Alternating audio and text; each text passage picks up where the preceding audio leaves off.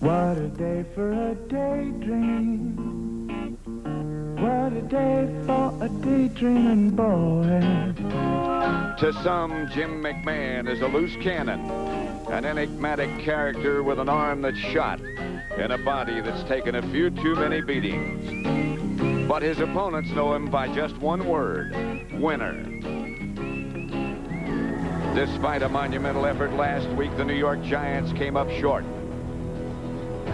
Now the questions arise. Where do they go from here? Was this the last gasp from a mighty champion? In a battle that left many counting their parts, did the Giants leave some behind? Or did they serve notice that they're ready to challenge the NFL's elite?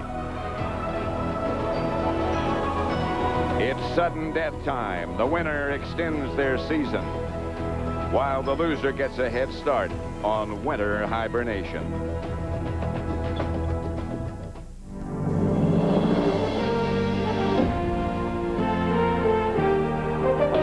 Stadium in East Rutherford, New Jersey. The NFC Wildcard match between the Minnesota Vikings and the New York Giants. The weather, temperature 23 degrees, but with the wind chill, it feels like it's 5 below. And it is windy, and it is cold. I'm Pat Summerall, and the questions have been answered. The winner goes to San Francisco. It's that simple. No more standings to talk about. With me, John Madden, and let's talk first about the Giants. John, how do they approach this game? Well, I think they ought to approach it the way they approached the Dallas Cowboys last week, and specifically the way they approached the Cowboys in the second half of last week's game. I think that's probably the best football that the Giants played in the last 3 years, and that means a tough running game. Rodney Hampton, banging the thing in there, the big offensive line. Phil Simms, the play pass, getting the ball out there, solid defense, good kicking game. And I think that'll be enough to win today's game because the Minnesota Vikings are not a high-scoring team. But, John, they come into the game on somewhat of a roll. They've won 3 in a row. McMahon is healthy. How do they approach it? And McMahon is probably as hot as he's been in a long time. He hasn't been sacked in 14 quarters, so they have that going. They have the 2 Carters outside, but I think in this weather, with this wind, it's still going to be a running game. And they have to have Scotty Graham running the football and be successful there. And then maybe even do it on defense. They're the #1 defense, and they're a defense that makes things happen. And I think their defense is going to have to get the ball, get some turnovers, get some field position, and maybe even get a score for them. All right, John, and first of all, a strategic move by the Giants. This was discussed a moment ago. The Giants won the toss and elected to kick off. The Giants are going to kick and take the wind. And it doesn't look like much right now. But believe me, you get down on the field, and that wind is a significant factor. And Dan Reeves has had all week to think about this. He's been out here. They haven't practiced out here, but he's came out every day, and he'd come out and look and feel the wind and know that he doesn't want to start the game having to go into this wind. And right away, the ball blows off the tee. Daduiso will kick off with the wind. And the way he kicks, and you get a look and an indication, not a true indication, with those banners which are tacked to the sideline. It's going from our right to left, and strong. Daluiso's kick goes to Ismail at the 2. And he gets to about the 22. The Vikings quarterback by the veteran Jim McMahon. In front of him, Bernard Daphne, McDaniel, Schreiber, Kalis, and Tim Irwin. Those who'll handle the ball along with McMahon: Scotty Graham, the runner, Anthony Carter, Chris Carter, Ismail, and Steve Jordan, the veteran tight end. And they'll have it 1st and 10 at their own 23. We'll check out the Giant defensive lineup in just a moment. McMahon, healthy, serious, and on a roll. Scotty Graham hit behind the line of scrimmage by Bailey. And here is the Giant defense. They start with 3 up front: Fox, Dillard, and Hamilton. 4 linebackers: Lawrence Taylor, Michael Brooks, Bailey, and Miller. And the secondary, Raymond, Jackson, Guyton, and there was some question about Collins, but he starts. 2nd and 10, no gain for Scotty Graham on 1st down. Mark Collins, what a year he had.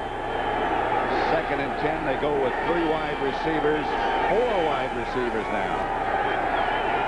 They're going to try to spread him out for Graham. Graham, a gain of about 7, stopped by Bailey again. Yeah, that was the thing from Brooks. Excuse me. You were talking about, Pat, is spreading them out. And we see this is their idea. 2 receivers here, 2 receivers here. Now that spreads out the defense, you see, and then they want to come back and attack inside. And that's exactly what they did. Spread them out with the 4 wide receivers, and then get a bunch of guys to go out with those wide receivers, and then still run the ball to the inside. 3rd and 2. Jordan switches sides. Remember, they're operating against the wind. McMahon in a hurry, incomplete. For Anthony Carter. And this is where you're really going to see the effect on the wind. Is we know that it's tough on quarterbacks. If there's any weather the quarterbacks hate, it's throwing into the wind. But the guy that hates it worse than the quarterback is the punter. And if we're going to see the effect of the wind, you're going to see it on this play. This will be the first time you'll really see the effect. Harry Newsom will punt for the Vikings.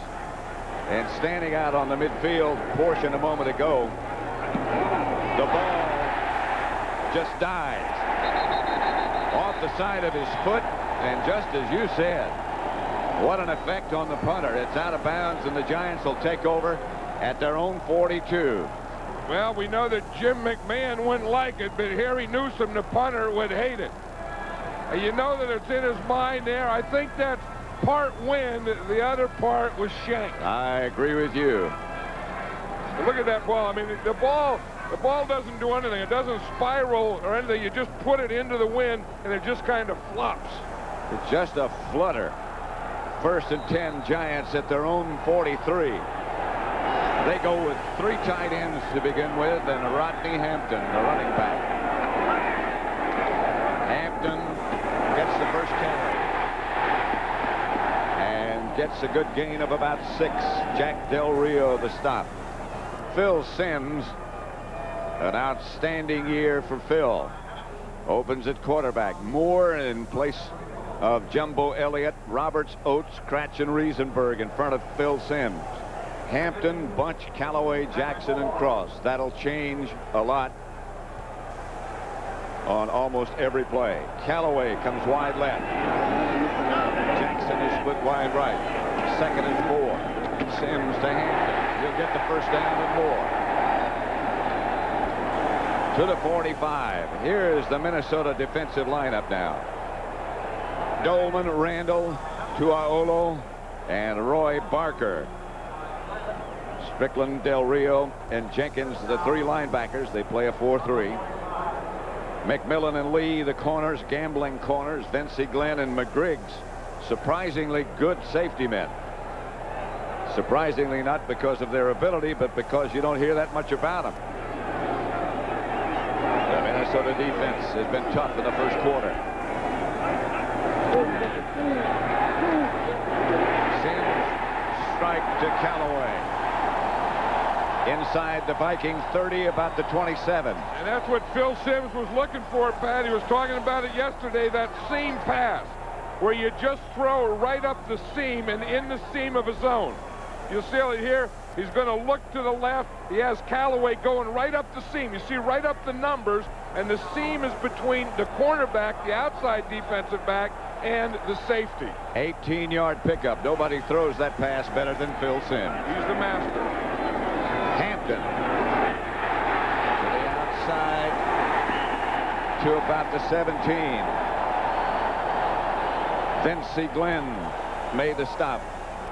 That's a form of the counter. Watch William Roberts. Here's the right guard. He's going to pull. You see, along with number 84, Aaron Pierce. You see them both start out there. Boom, right there. He gets one. Boom, he gets a little one. And those were the blocks that got Rodney Hampton to the outside. Roberts got a good one. Pierce got a, kind of a half deal there, but it was enough to get Hampton out. 2nd and short. Pierce in motion. Hampton to about the 12. Good blocking up front again. You know, and this is Giants football, running the ball and then throwing that seam pass just to get your plays going, having your mixture. Now, this one here, just start on a double team. This is just man blocking. And then the tailback, Rodney Hampton, just picks a hole. If the hole is there onside, he takes it. If not, he cuts back. That time it was right in there behind William Roberts. Hampton already 27 yards on 4 carries. 5 carries. That'll hurt his average. Dolman around his ankle. See, on the play before, he was able to take it straight ahead. And that time he tried to take it straight ahead. There was nothing there, so he had to bend it back. And when he bent it back right into Chris Dolman. So Meggett and Jared Bunch check in for the Giants. This is where the Giants want to attack the end zone here on this 2nd and 3rd down. They don't want to have the win and then just go for field goal. 2nd and 10. Meggett's the man in motion. Beg your pardon, it was Callaway, the man in motion, who made the block or attempted to. Not much. Lamar McGriggs up to make the stop. There's Meggett. Yeah, I think that on that play, Pat, 2nd down would have been the time to go to the end zone because you made the decision to kick off, so you wanted the win in the 1st quarter. And if you're going to take the win, if that's going to be part of your decision, then offensively you have to play aggressive. You better get some points. Dan Reeves bound up against the cold. Looks like a different man. Yeah, he took the hat off for the national anthem. He had that other thing underneath. I didn't even know who it was. Yeah. That get up and the sunglasses on. He needs an attack play here. And Sims will try to furnish it. Into the end zone and out. Intended for Mark Jackson off his fingertips. He would have been about out of bounds out of the end zone anyway. Treadwell in the field goal unit head onto the field. I think they had good mixture there until they got down there in this series of downs. You see, now it's tougher. Now the Vikings are just playing everything. They're just playing the end zone now. I think 1st and 2nd down would have been the downs to go after that end zone or maybe go on all 3, again, especially with the wind. Horan with Treadwell trying from 26 yards. Horan the holder.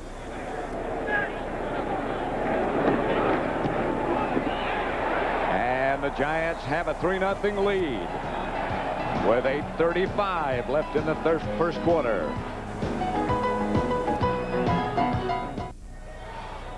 Giants Stadium, the NFL Wildcard Game, the Vikings and Giants. In the Wildcard Games, the team scoring first has lost the last 4 games. Yesterday, Green Bay beat Detroit. They'll play Dallas next week. Kansas City in overtime over Pittsburgh. Galoiso with the wind again. Ismail 5 yards deep in the end zone, and they'll bring it out to the 20. And the Vikings move back on offense again.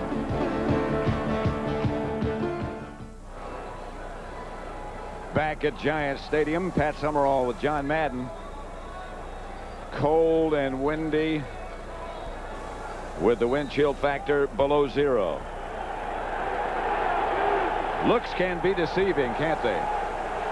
And the Vikings are doing that again, Pat, where they're spreading this Giant defense out and probably again trying to attack the middle with it. Jim McMahon back to throw. Ismail broke 1 tackle and turned what looked like no gain or a loss into a +8 or 7. Yeah, I think as you watch Jim McMahon walk over here, see, he has to come over and see the next play. I think that one was an audible. Again, they had the 4 wide receivers. They spread them out, and then Jim McMahon made a signal with his hand, and I think that was probably an audible.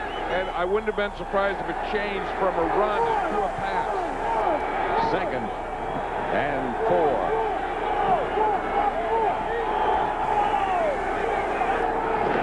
McMahon to Scotty Graham. Graham brings into the second Secondary for a Viking first down outside the 35. Meyer and Guyton and Greg Jackson converge to make the stop on Graham. You see what it does, Pat? By spreading them out, then they just got 1, 2, 3, 4, 5. Now, if they got 5 guys in the box, then they think that they can attack it by running. You see, and by putting those 4 wide receivers, again, that just leaves 5 guys in there against the 5 blockers, and the Vikings like that to run against. They like that matchup. First and 10, Minnesota. Graham slapped down at the 40 by Stacy Dillard. You know, Scotty Graham grew up around here, and he said that he was always a Giant fan, and he was a Joe Morris fan. He said that he knew that, you know, he was in high school and he was about 5'7", and he knew he wasn't going to ever be a big running back. So he said, if I was going to have an idol, I better pick a short one. Pick Joe Morris. He even follows the same weightlifting, weight training regimen that Joe Morris did. Unbelievable. He said he squatted 650 pounds. That's a lot. But he did say that. McMahon in the middle to Steve Jordan. After the wrestle, he's down at about the 44, stopped by Bailey and Dillard. You know, McMahon is such a competitor that I think they say, well, the other guys are taking the wind. You got to throw into the wind, and he wears gloves. He does everything that a quarterback shouldn't do. He wears a visor. Now, how do you see through that thing? He wears gloves. How do you throw with gloves on? He got big old, you know, undershirts on under there that you can't throw. He does everything wrong and still throws it out there. Roger Craig in the backfield now, and the handoff is to Roger Craig. Fighting for first down yardage, and I don't think he got it. He got close. They will probably have to measure this. I tell you, watch number 76. Watch Tim Irwin here. Again, you got to get movement. They're going to run in here. They start a double team. Tim Irwin picks off his guy right there at the end.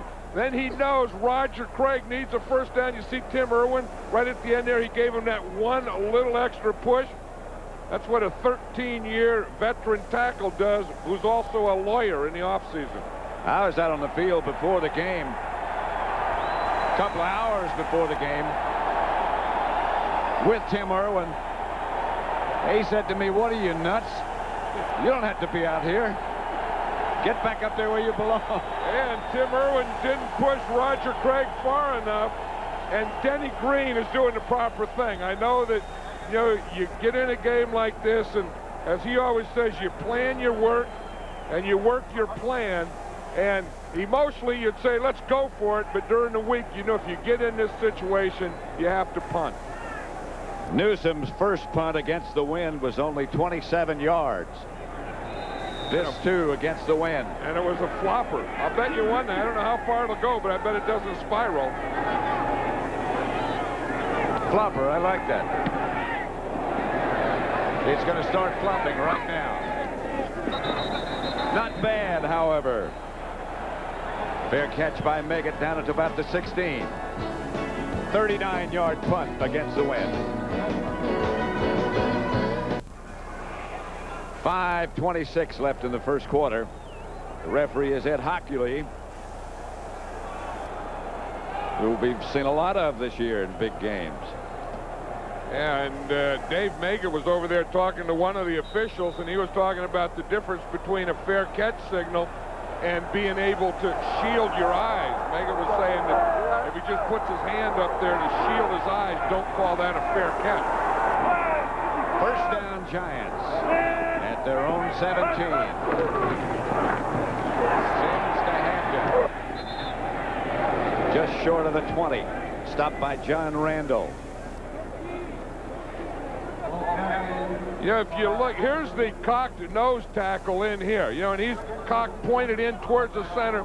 And if you run at him, you got to double team him. If you run away, you can just do this to him. See, so he does cause a problem right there. You see, when you run at him, that's Henry Thomas. And again, it causes a problem because it took 2 blockers, although Bob Krabs did a pretty good job on it. 2nd and 7.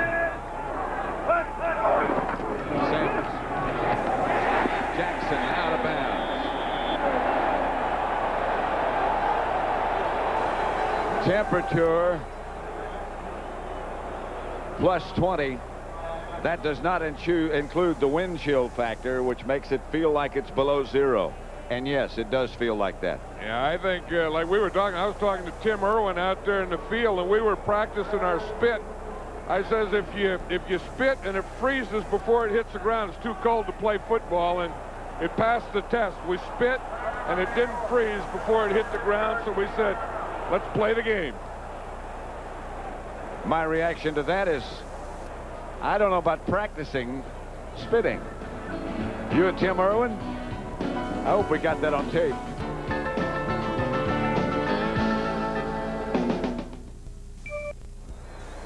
.428 left in the first quarter. The Giants 3, Minnesota nothing.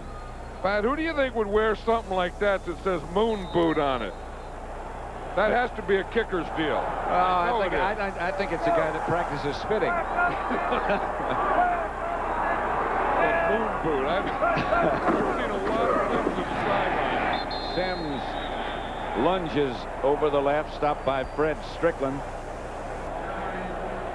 He might have gotten the first down. He did. I think, remember that third down play that Roger Craig was in there trying to get the first down, and Tim Irwin gave him a little push. Looked like Roger hurt his leg on that play because he's been trying to get out whatever's been in there ever since that play. 1st and 10 Giants at their own 28. Sims to Hampton. The blocks were there, including a good one by Callaway. Vincey Glenn made the stop.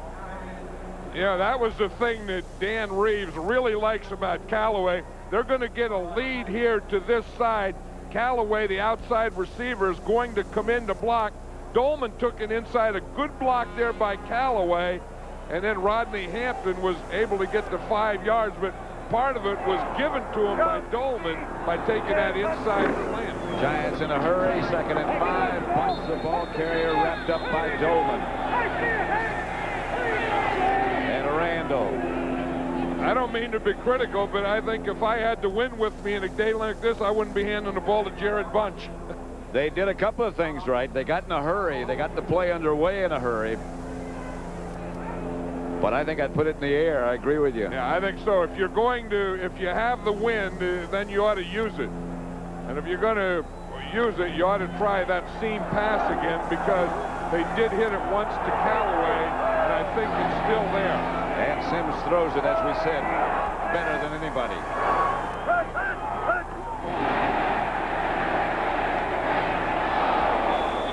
Pass was hit by Carlos Jenkins. He had a shot at it, but the Vikings, I believe, jumped offside. John Randall. I think it was one of those that Phil Sims knew he had a free one. But if you have a free one, that doesn't mean you have to throw it to the other guy. The Vikings do that a lot. The Vikings jump off sides a lot because they're always up there. They're ready to go. They're a big pass rushing team. They're going to pass rush on every down. Offsides by the defense, number 56. 5-yard penalty results in a first down. Called against Dolman. But they all say, we don't care how many times you get called offside. We don't care how many times you jump. We're still going to do it. We got to get after them. Yeah, I think you have to be a pass rushing team if that's what you are, but I also think you have to think about jumping offside. You just can't give teams first down. Here's Sims. To Chris Callaway again. Stopped by Carl Lee. That's the confidence of a Phil Sims, the confidence of a 15-year veteran. The play before, he threw this same thing, this slant. You see, and it was almost intercepted by Jenkins. He came right back and threw it again. One thing they're not going to do is let Chris Dolman beat him. There's always going to, Eric Moore is always going to have help. We saw that time it was Eric Moore and Howard Cross. Here's Sims again. To Cross. McGriggs up to make the stop. McGriggs, an ex-Giant.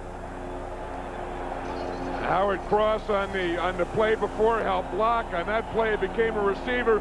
Again, the Giants have 1 minute and 38 seconds left with this win. They're trying to hurry up to keep the wind and get a score. Very wise. Hampton bent backwards at the 40. But a gain nevertheless. Win time is running out in the first quarter. Yeah, they use a lot of guys to pull. They pull their guards, they pull their tackles, and they also pull their H-back, Aaron Pierce, and he's become a pretty good blocker. They'll measure. Sims had a chance while they measure to run over to the sideline and talk with Dan Reeves. Again, I think that they ought to be passing the ball just to use that wind. I think they have a minute and 15 seconds. They ought to pass every down. But watch Pierce in motion here, number 84. You see him start to the left, stop. Now he's going to go back to the right. See, and he just times it up with that counter. Whap, right there he gets the lead block or the lead miss that let Rodney Hampton get through there. Like he did a lot. His movement was a lot better than his blocking was, to be honest. He's in motion again. He looks good coming in motion. There's Sims. The seam intended for cross. It's become such a part of the Giant attack that's what you call it, the seam. I'm sure they have another name for it. Well, Phil Sims calls it a seam pass, and that's his favorite pass. And he says that, you know, when Bill Parcells was here and Ron Earhart, they used to throw it all the time, and then they kind of went away from it. He said when Dan Reeves came here this year, he said he hated the seam pass. And Sims kept throwing it, throwing it, and then Reeves said, hey, this isn't bad. So now it's a big part of their offense. That's Callaway. And this is Sims.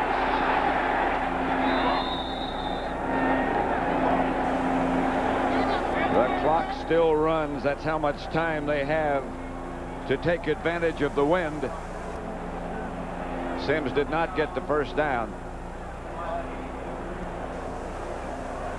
I think that, you know, you can tell what a factor the wind is because, you know, they're trying to hurry up. They didn't know whether to huddle or not huddle, take a timeout or not take a timeout. But I think one thing they ought to do, again, is throw the ball, and on third down they would have to do anyway. 3rd and 4. Sims gets it to Aaron Pierce, and they get a first down. And they're taking a timeout. I think that's a smart move. If this were the second half, I don't think it would be a smart move to take a timeout. But Phil Sims, it did say timeout, and it didn't look like they stopped the clock. They finally did with 9 seconds to go. They were only going to get one play anyway. But I don't think they stopped the clock exactly when he called timeout. I think they lost 4 or 5 seconds. I think you're right about that. Somebody told us yesterday it was going to be a fast game. If they leave the clock running, it will be. If they leave the clock running when the guys call timeout, yeah. If they ignore them. In fact, that's what they're looking at right now. You can see that they did put the 4 seconds back on the clock, or 3 seconds back on. Right. Phil Sims is 5 out of 7 for 49 yards. They'll run one more play with the wind. The Giants will, with the wind at their back. You know, if it's again, I would attack the end zone, and you know, if it's an incomplete pass, they may get 2 out of it. If it's a complete pass inside, you know, they'll probably be the last one.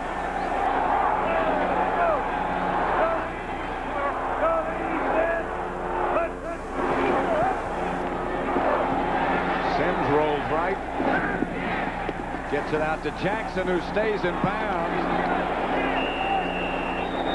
Let's see about the timeout if they call it. Clock's running, a quarter's over. Jackson did not get out of bounds. That's the end of the first quarter with the score. The Giants 3, the Vikings nothing. First quarter statistics. Rushing yards for the Giants 52, passing yards 52. The Vikings had the ball just under 5 minutes. The Giants the rest of the time.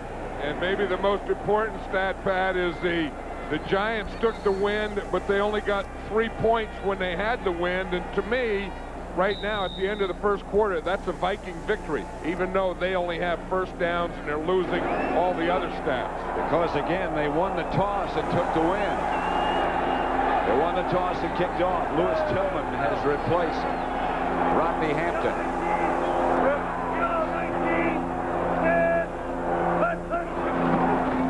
Sims against the wind this time. Howard cross. Vincey Glenn had a chance at an interception. He's been good at that.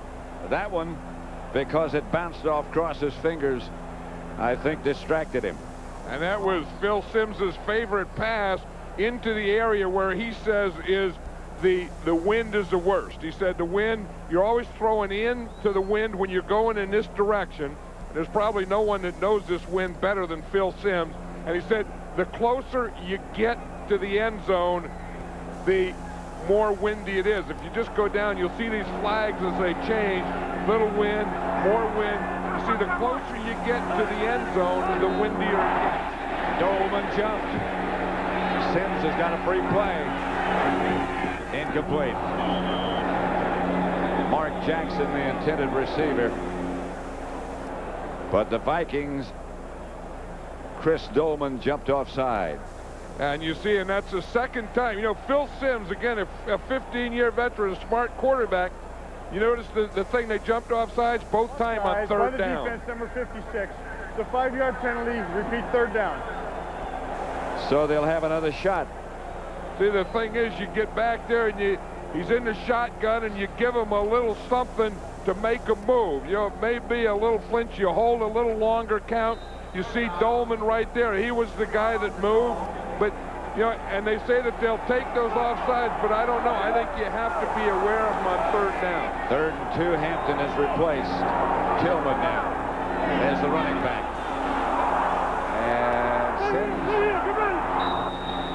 that's their last timeout in the first half. He just didn't like what he saw. 3-0.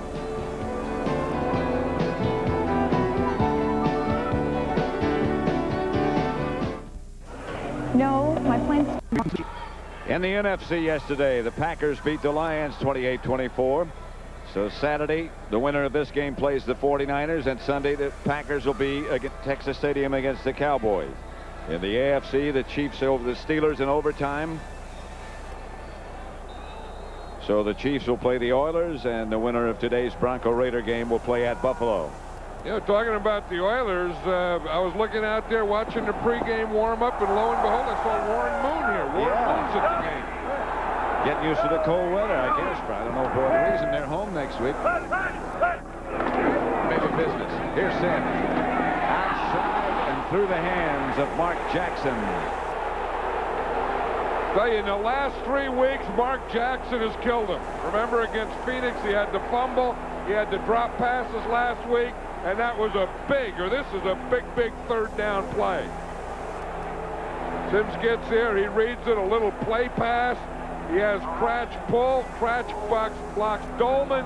He gets the ball out there perfectly to Mark Jackson, and he just drops the darn thing. This is Treadwell from 34 yards, and that's about his maximum this direction. Watch the ball flutter. Way left. Way left. The wind just took it that way, and so the Giants lead 3-0. Yeah, I just got my AT&T maximum event. Second quarter, Treadwell's field goal attempt, and watch it go left. Yeah, this wind has to drive quarterbacks and kickers crazy. Watching him, and he pointed it to the outside. They went all the way across and the other way, and watch this stuff floating up. It's coming. The wind is going across and up and then into you. So you got to, the wind is about doing 3 things to you as you're kicking it there. Well, most kickers are crazy anyway. They wear stuff that says moon boot on them. Scotty Graham. Now the Vikings have the wind in the second quarter. Eric Howard made the stop. And Mark Jackson has really been having a tough time in these last 3 weeks. You know, he dropped that third down pass. Even at the end of the quarter there, he could have gotten out of the bounds and given the Giants one more play with the win. He stayed in bounds, so this hasn't been a good 3-week period for Mark Jackson. Anthony Carter comes to the left. Chris Carter to the right. Second down, McMahon to throw it. Wide open is Steve Jordan. Up close to the 40, about the 39, stopped by Michael Brooks. There's an amazing guy, Pat. Steve Jordan, 12-year veteran, played in the Ivy League out of Brown University, had a bad knee, and they thought maybe they'd do surgery, he'd be out for the year. But Denny Green said he just worked his knee back into shape. He would work 8 to 10 hours a day in the training room on his knee. He's got to work some more. He just limped off. Tice and Derek Tennell are the backups. Tice was lined up tight to the left. This is Scotty Graham, however. Good yards. Tough yards, but good yards.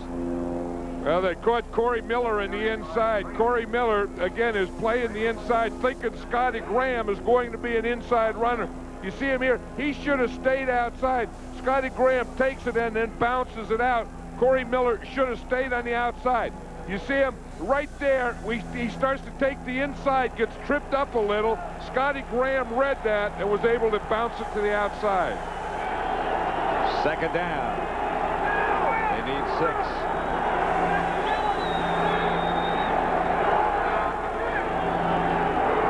McMahon took a good look at the defense. Threw that visor, didn't like it, called a timeout. So the Vikings have 2 left. The Giants have none. Giants lead, however, 3-0.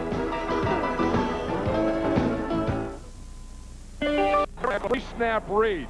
And that's what Jim McMahon is doing now. He's reading the defense before the ball snapped. Now, he saw something he didn't like. Here's what he saw. He sees a linebacker shift here, a linebacker shift here, and these 2 guys move up. You see that? Then you see the other linebacker move, and the safeties move up. He expected a blitz. He didn't have his protection, so he called a timeout. They need 6 for a first. McMahon scrambles away from the rush.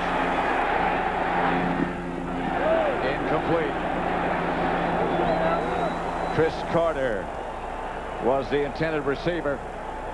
And the guy who was going after him was Lawrence Taylor, right. And the guy that Jim McMahon juked was Lawrence Taylor. You know that Jim McMahon can't do it. I mean, you know, he can't throw, he can't run, he can't do this. But watch Lawrence Taylor here, coming from the top of the screen. He goes inside of Irvin.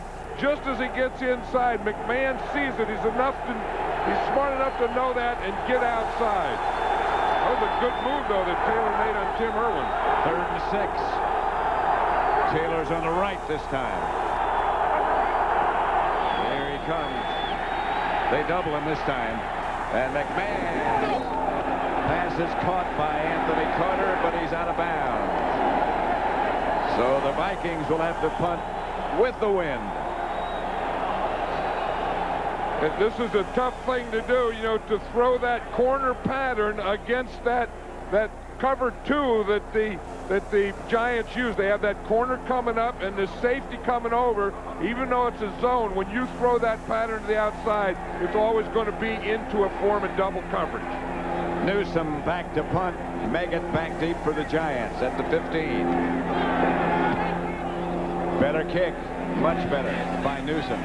Meggett's going to let it go and go into the end zone and out. So the Giants will take over at their own 20, leading by the score of 3-0.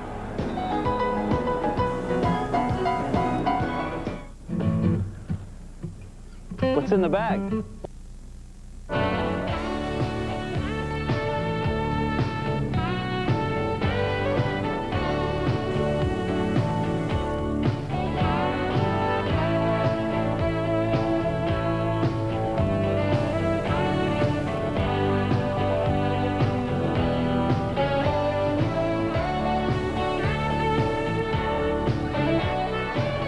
Next Saturday at 4 o'clock Eastern Time, the 49ers host the winner of this game. It'll either be the Giants or the Vikings. On Sunday at 12:30, the Dallas Cowboys host the Packers in the other divisional.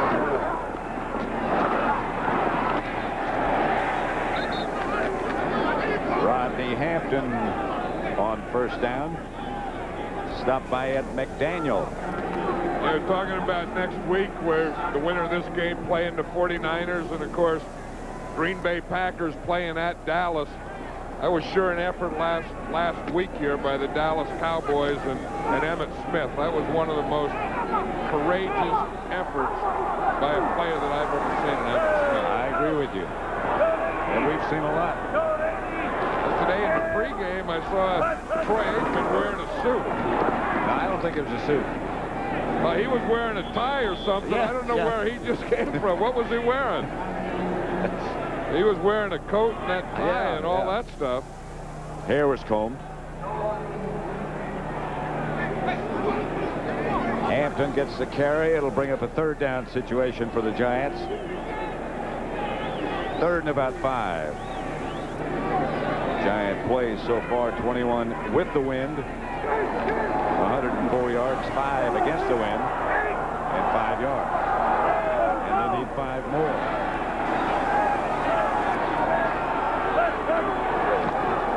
Sims will try. And he just got 5 and a little bit more to Howard Cross. First down Giants. Jack Del Rio made the stop.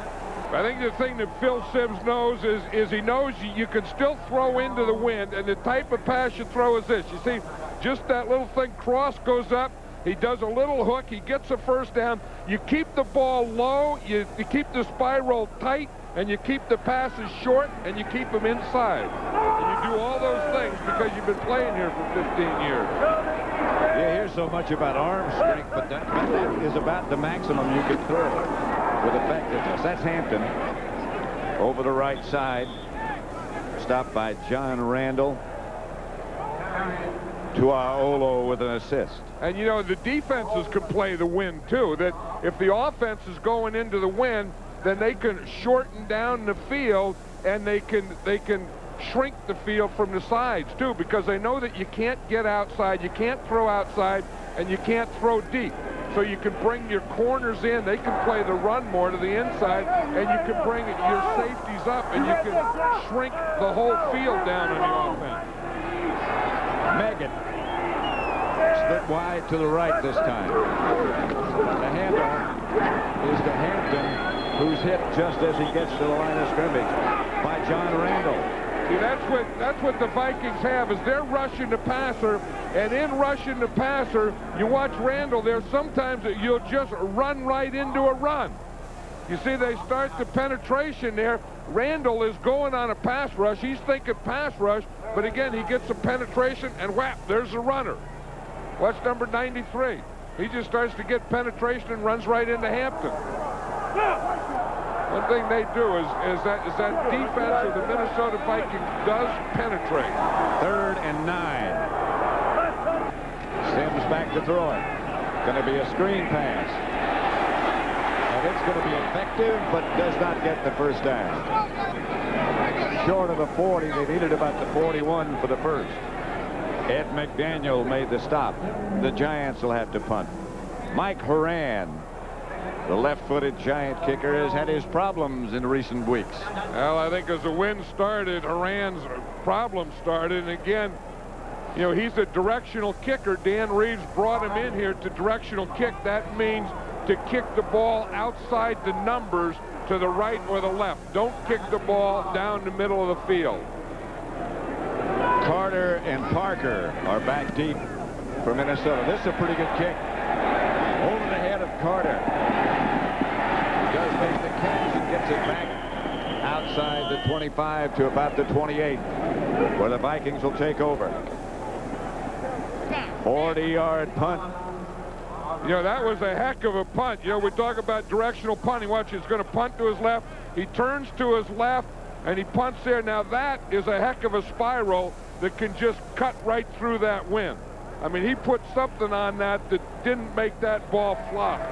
That's about as good a spiral as you can punt into this wind, and the direction was perfect also. Caught Anthony Carter by surprise. He had to retreat and catch the ball like he would have passed over his shoulder. He said, there's no way a guy can punt it this far. McMahon to Jordan, incomplete. Jackson up to make the stop. Again, Lawrence Taylor put some heat on McMahon.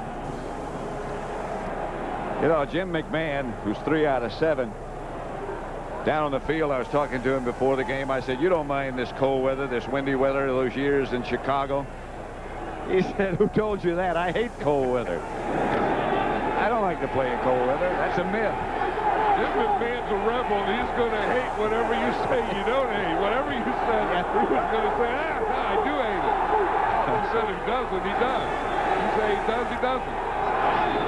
Here's McMahon back to throw. Steps up in the pocket, gets it out to Scotty Graham. Scotty Graham gets the Viking first down out to a 44-yard line. Myron Guyton finally made the stop.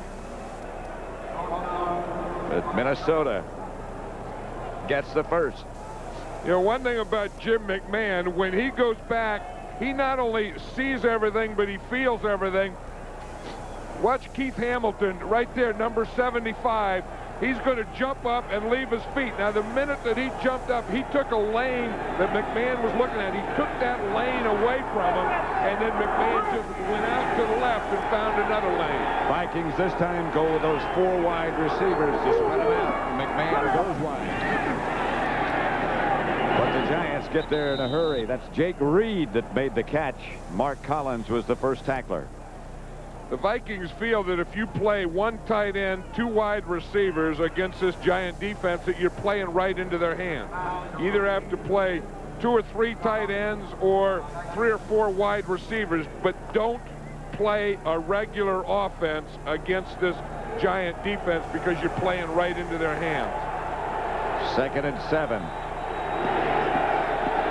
Vikings again, I don't want to be redundant, but operating with the wind. Reverse to Carter, juggled it.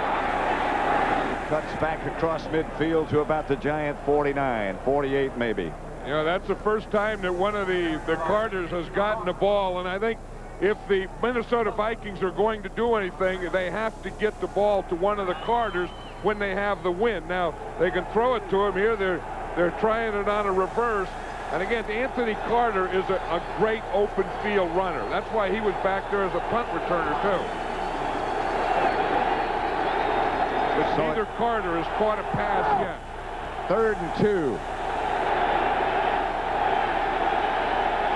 Scotty Graham is the runner.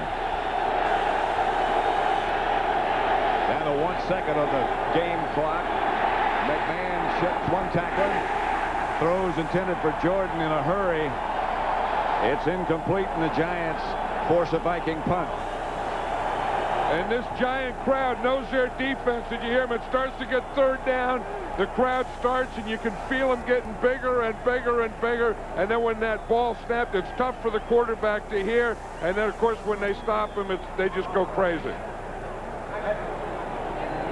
Harry Newsom's punting. The wind tells you the story about that. Megan standing back inside the 10.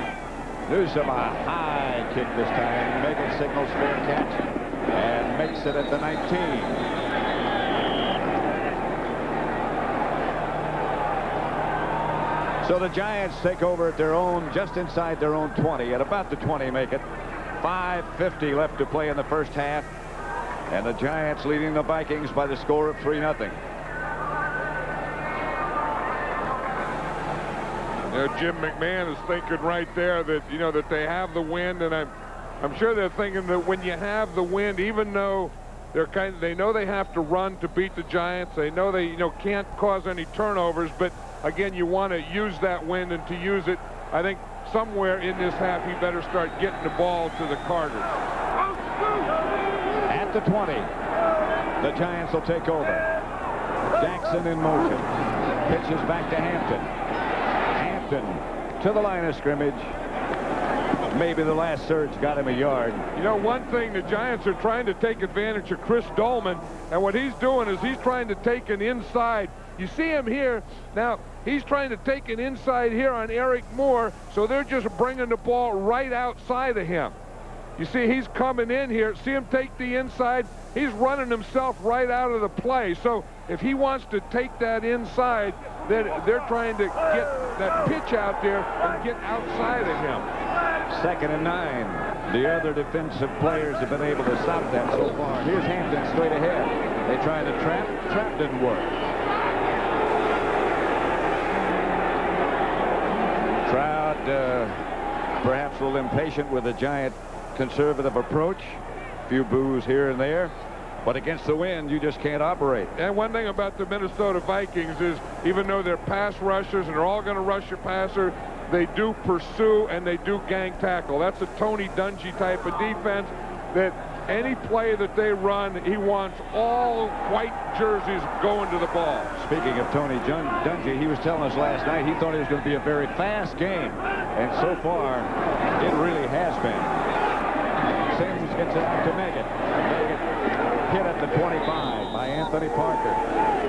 The other thing the Viking defense does besides pursue and gang tackle is that they tackle well. They're a good tackling defense now.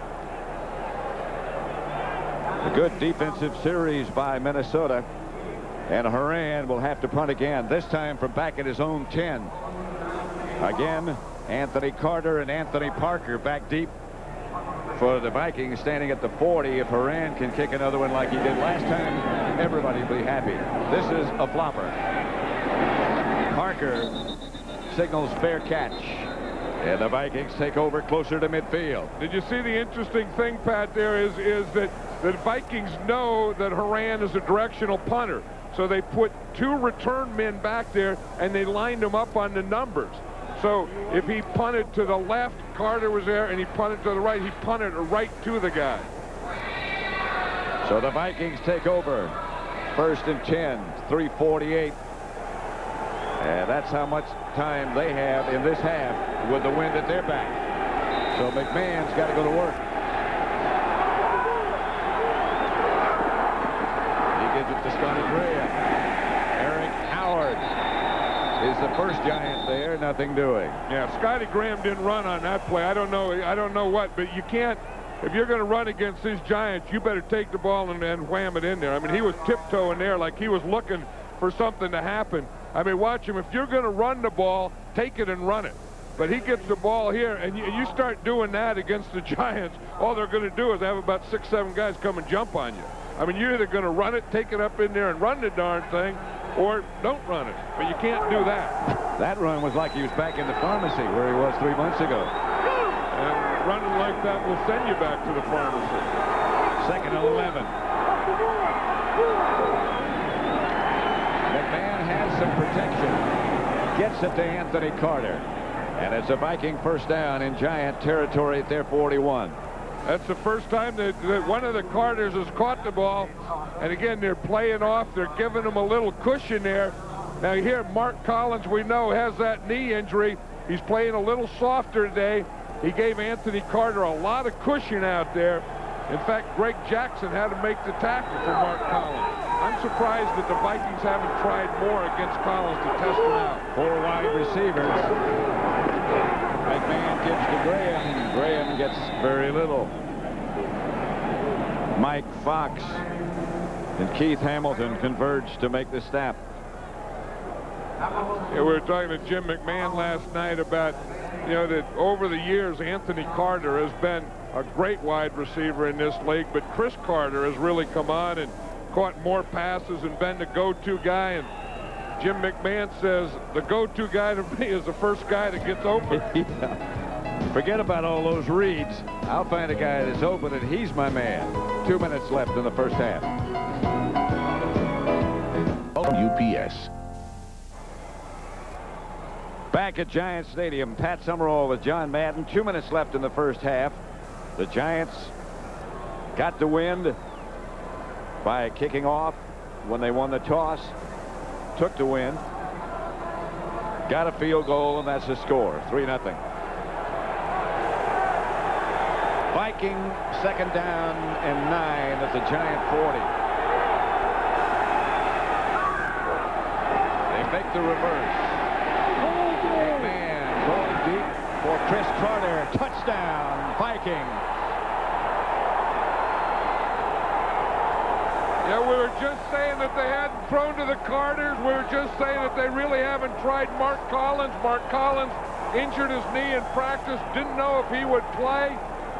He was kind of doubtful during the week. Then he became questionable, then probable. He started today. They didn't try him, but on that play there, they tried Mark Collins. They got him isolated on Chris Carter. McMahon came out of the pocket and threw a strike from 40 yards out. The Vikings take the lead 6-3.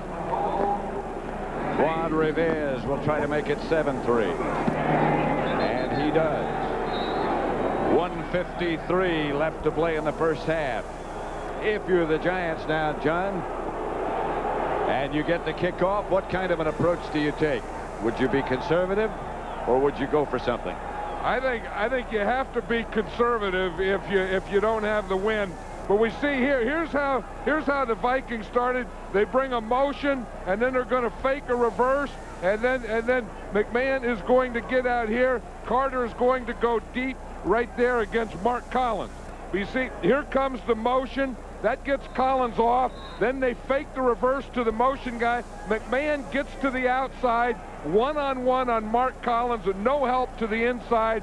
No help anyplace else, and that was a perfect throw by Jim McMahon. It really was. Fake the reverse, bootleg outside, look at your guy going deep, and a perfect throw. Chris Carter has always had great ability to jump, even back in the days when he was with the Eagles. In fact, they thought that's all he could do. And, you know, that was a little late. He had to wait there a little while, and while he was waiting, he positioned his body between Mark Collins and the ball. He was almost a Giant, Chris Carter. Yeah, he was cut by the Philadelphia Eagles. Bill Parcells talked to him, tried to make a trade for him, thought that they could pick him up on waivers. He said he could be here in 2 hours, and then the Vikings claimed him. Reve's kickoff is short. Callaway retreats to about the 11, and he is hit down hard by the Viking coverage inside the 20.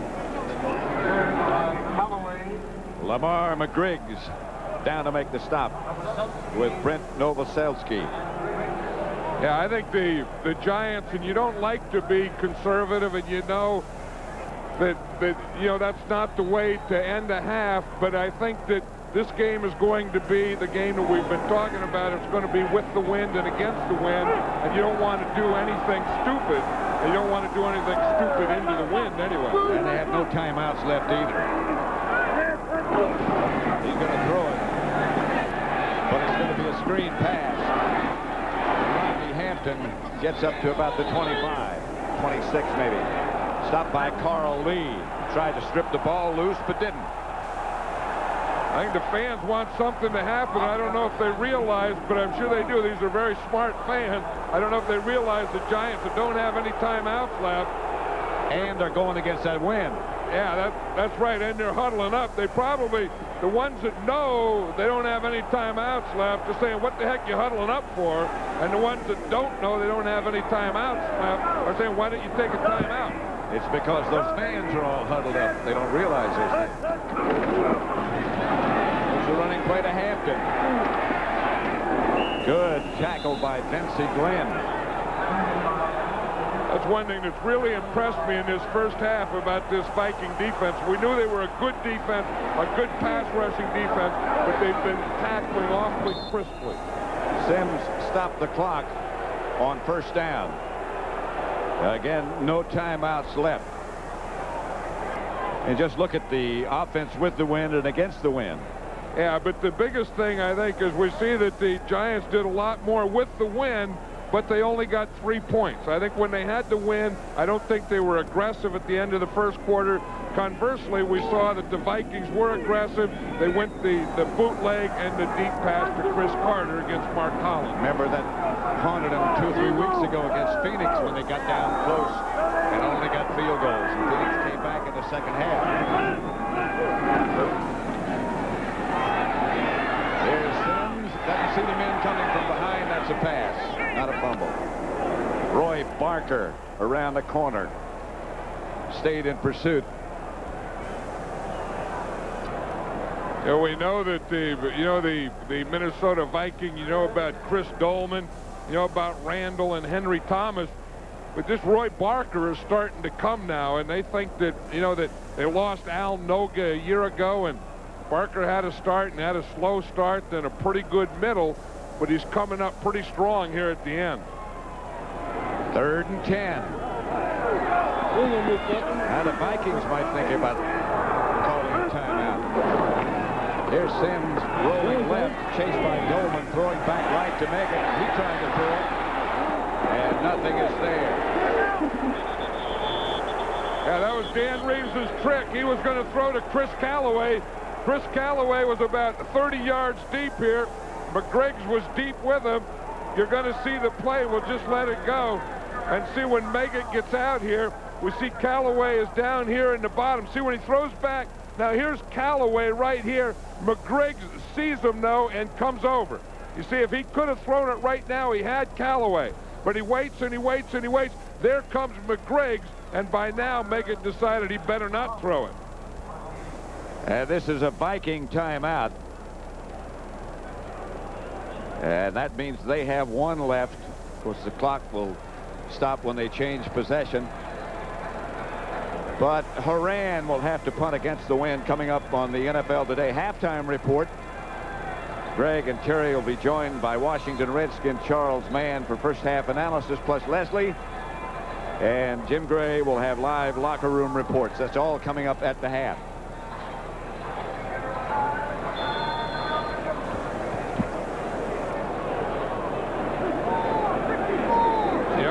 Last play, Pat, I don't think that Meggett could have thrown that ball anyway, because Phil Simms threw a forward pass, and you can't have 2 forward passes. Horan's punt is partially blocked. Took a little bit of a giant bounce. The Vikings run away from it. And they'll take over at the Giant 35 with a timeout left. I think it might have hit Greg Jackson in the rear. I think you're going to find that out. I think you're going to find that it did hit his own guy. Watch, Jackson is number 47.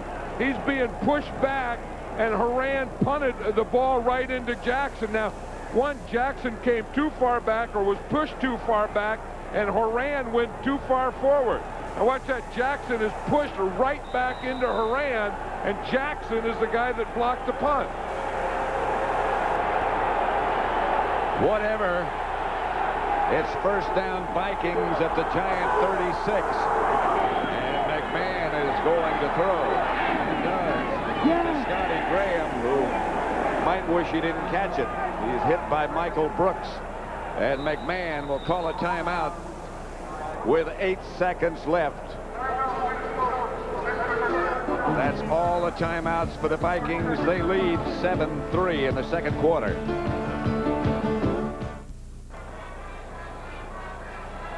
Eight seconds left to play in the first half.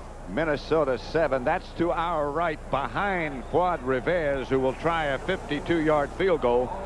The doors are shut behind the left goal post. You hear a lot about they open them and close them to benefit the Giants, but this doesn't look like a benefit to the Giants. Rivez with Newsom holding from 52 yards. Plenty long enough.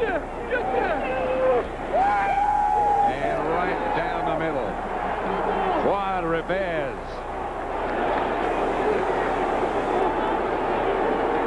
Two seconds left. I'll say this about the Minnesota Vikings, Pat. It's just the first half, but the Minnesota Vikings played this first half much more aggressively than the Giants did. I don't think the Giants played it aggressively when they had to win. The Vikings did. They went for some big plays. They got a punt block. They did everything that you have to do in the first half in this type of game. They certainly took advantage after the win. Under 45 yards, Rivez was 24 for 24. That's only his third all year long outside 45. Yeah, he'd like to bring that Meadowlands wind with him. He'd like to be able to pack that and just travel it around this NFL as he goes. It would prolong his career. You can talk about indoors and indoor kickers and outdoor kickers. I'll tell you, it's a big difference. You know, all these kickers always say, well, yeah, Morton Anderson always kicks indoors, and they don't have to experience some of these things. Well, that means that's a pretty good indication. All that talk is that you got a lot of time to talk. Dennis Green is a remarkable guy, the job he's done. Excuse me. Rivez bounces this one. Megan runs it down and runs out of bounds, and that'll end the first half. That's the end of the first half with the score. The Vikings 10, the Giants 3.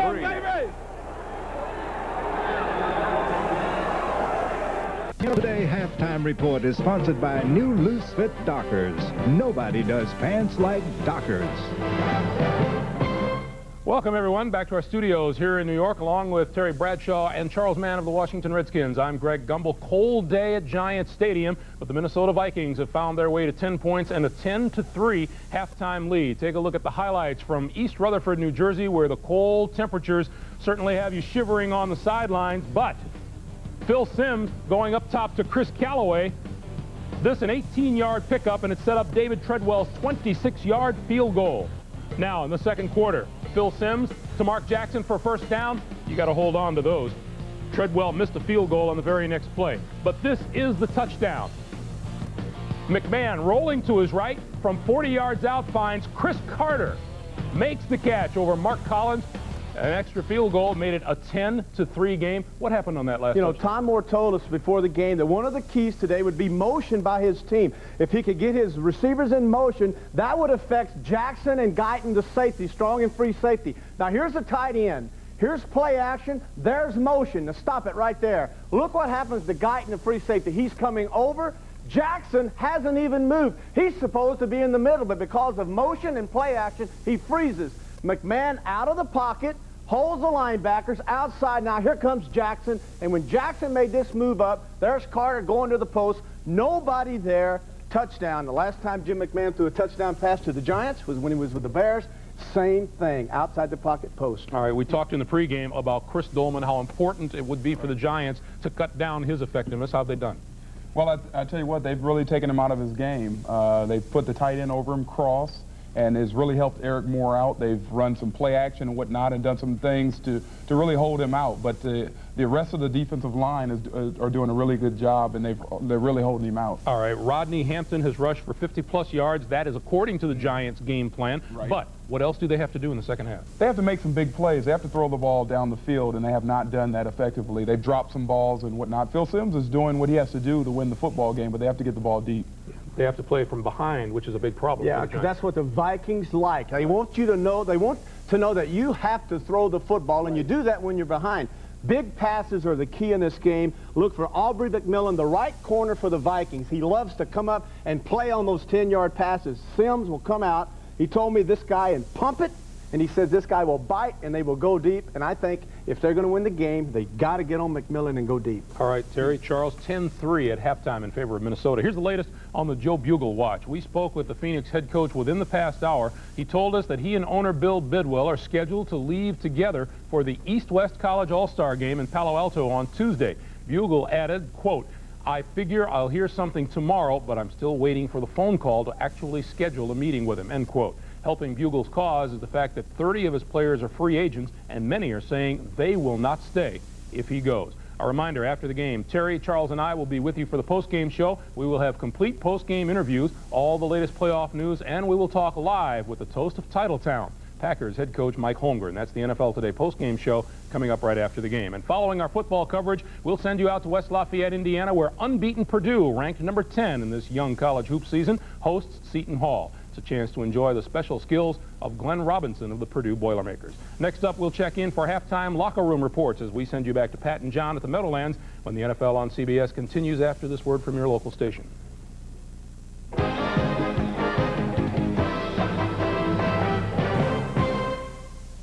Tonight, it's a whole... The NFC Wildcard Game halftime, the Minnesota Vikings 10, the Giants 3 for an update report. Let's send you now to Leslie Visser. Pat, as the Vikings came off the field, they were very vocal. Some of them were yelling, "Remember Detroit." They thought they had it won yesterday. Well, defensive coach Don Tierling said he thinks the defense finally found their rhythm. He doesn't expect any more offsides from what he called unnecessary gambling. There are no injuries, only Roger Craig was limping a little bit. He says he'll be fine and he'll be back. Dennis Green told me they hadn't made up their mind yet whether they would take the win in the third or the fourth quarter, but they're leaning toward the fourth quarter. For What's Up with the Giants, let's go to Jim Gray. All right, Leslie, just the opposite coming in here. The team was basically pretty down. Spoke with wide receiver Mark Jackson. He said that we are letting the wind affect our thinking much too much. We got to get back to our game plan and be aggressive with the wind and also try and throw some short passes when we are against the wind. As for the defense, they're very pleased, the defensive coaches. They say they've only given up that one big play. They plan no major adjustments. Pat? All right, Jim, thank you very much. I'm here with John Madden, of course. John, your appraisal of the first half. What do you think? Well, I think that the Minnesota Vikings did a good job with the wind. I think they were very aggressive when they had it. I didn't think the Giants did a good job. I didn't think they were aggressive when they had it the first time they got down here. Even there at the end of the half, Pat, I thought that when they were going into the wind, the Giants had no timeouts. I thought they should have just ran the clock out, but they stopped the clock, threw the ball down, and then that mean they had a punt. Then they got the blocked punt, and then the Vikings got another field goal. Let me put you back in a situation where you're back coaching again. If you're the coach, now you come out, the wind being the factor that it is, what decision do you make about the ball or the wind? Yeah, if I were the Vikings, I would make the Giants go into the wind, because I feel a little like Jim Gray was just talking to Mark Jackson, said that I think this wind is psyching out the Giants more than it's psyching out the Minnesota Vikings. All right, we'll be interested in what happens and what develops in the second half, which will come up in just a moment.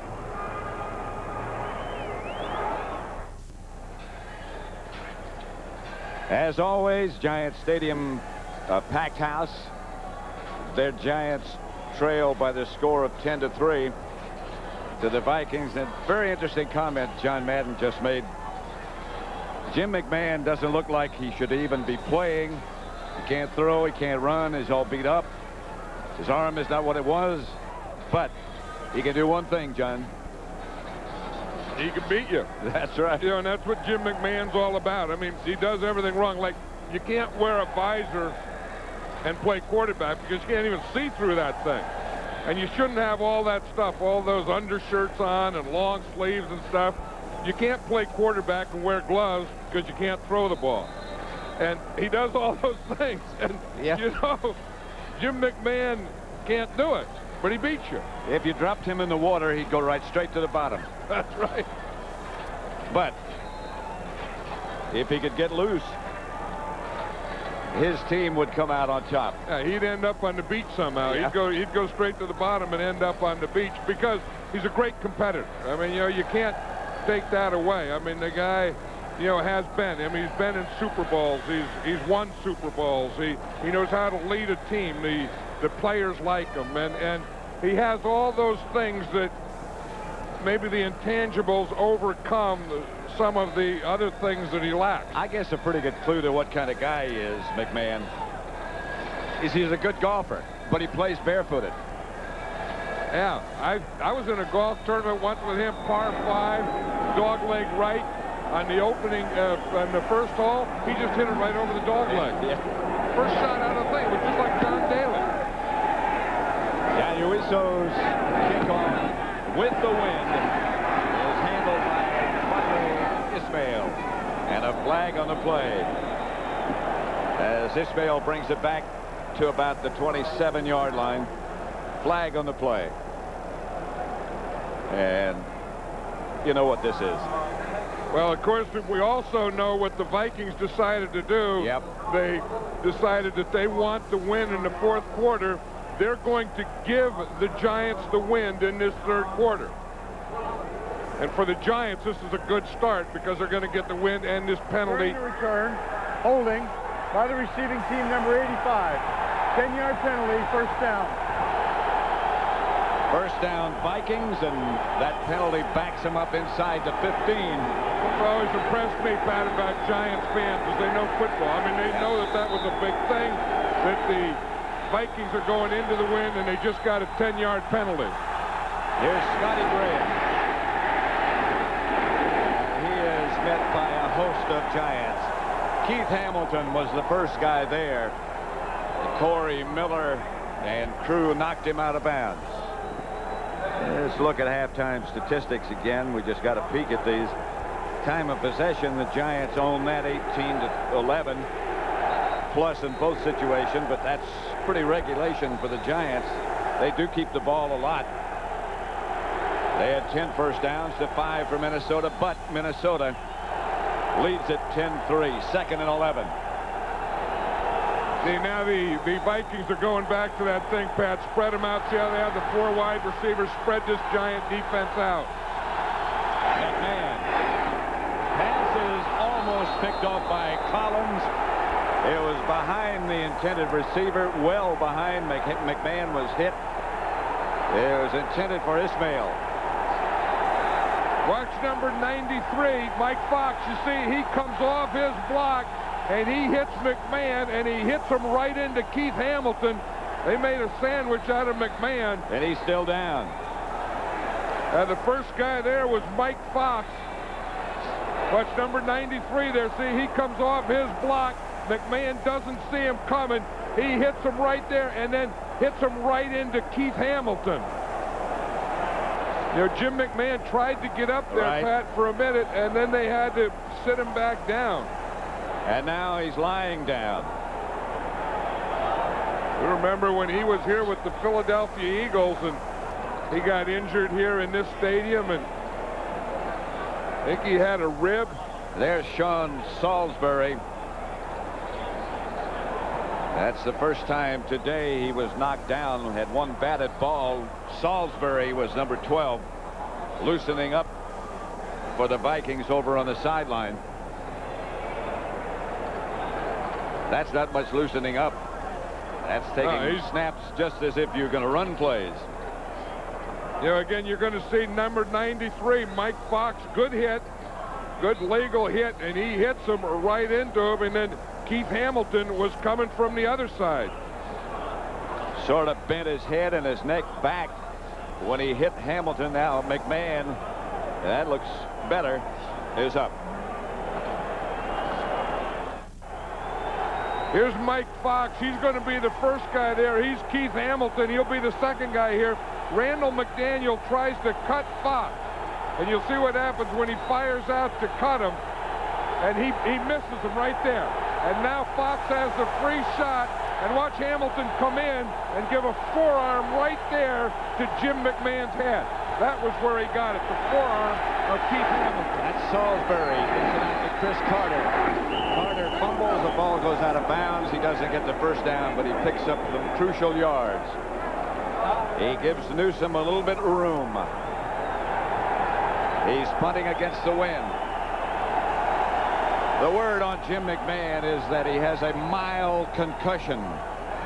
We'll just wait and see about his return. And it wasn't the hit of Mike Fox on him. It was the forearm of Keith Hamilton that got the mild concussion. The Giants, as the Vikings did in the first half, have 2 men back now to return the punt. Meggett and Callaway. Here's Newsome. This is a pretty good kick. Chases Meggett back to his own 32. And Meggett steps out of bounds at the 37. Greg Minuski. You know, this is, to me, Pat, what it's all about now for the Giants. I think that this could be their whole season. I think this is the second time they have the wind. In a game like this, you're going to have the wind for 2 quarters. They had it in the first. They're going to have it here in the third. We talked about the first. They weren't aggressive. And if they're going to win this game, if they're going to go on, if they're going to play the 49ers next week, I think in this quarter, they have to be aggressive offensively. Hampton and Bunch are the 2 setbacks. And Sims is going right to work. And has Callaway dropped it? Incomplete, it's called. Incomplete. Flag on the play. I don't know what this is about. He may have just dropped it accidentally. I think there was no flag on the play. No flag. That's what he was saying, Pat, that if it did come out of there, it didn't mean to, and he's back there now trying to put it back in. We talked about the seam pattern. Here it is. You just run right up the seam of the zone. Perfect pass by Phil Simms. And that one there was just a good hit. I mean, that one there was just hit. I mean, the ball just got knocked out of there. McMillan knocked it loose. 2nd and 10. And have to throw it again. Dolman with pressure on Simms to get the screen pass out, which is chased down from behind by Tualo. McMahon up throwing. He had as we told you, a slight concussion. It'll be 3rd and 7 coming up, but McMahon is back up throwing. Salisbury, who replaced McMahon, does have a better arm, but his W&L win and loss record is not as good. Yeah, and I think in this game, in a playoff game, in this situation, Denny Green wants Jim McMahon in there. And there's no one that wants Jim McMahon in there more than Jim McMahon. 3rd and 7. Simms back to throw it. Dumps it off to Megan. And Megan gets a Giant first down. There was some question before the game as to whether or not Meggett would be effective and whether or not he could play, but he looks okay here. Heck of a play here by Meggett, because I've always been one that says if you have 3rd down that you want to throw the ball for the 1st down. Don't throw it short and rely on the run. But I guess if you have a guy like Meggett, you can see Simms was looking deep, but a guy that can make these kind of moves, maybe you can throw it short to him on 3rd down. 1st and 10. Hampton gets the carry. Hampton is off to the races. Hampton still on his feet. Rodney Hampton, touchdown Giants. 51-yard sprint by Rodney Hampton.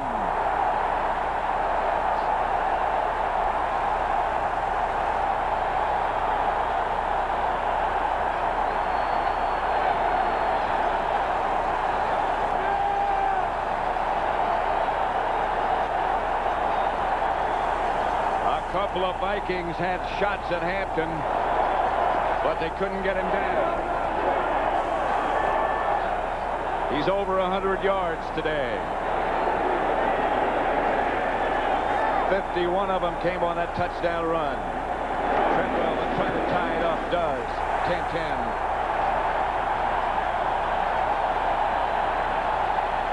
The Giants had to be aggressive, Pat. This is aggressive running.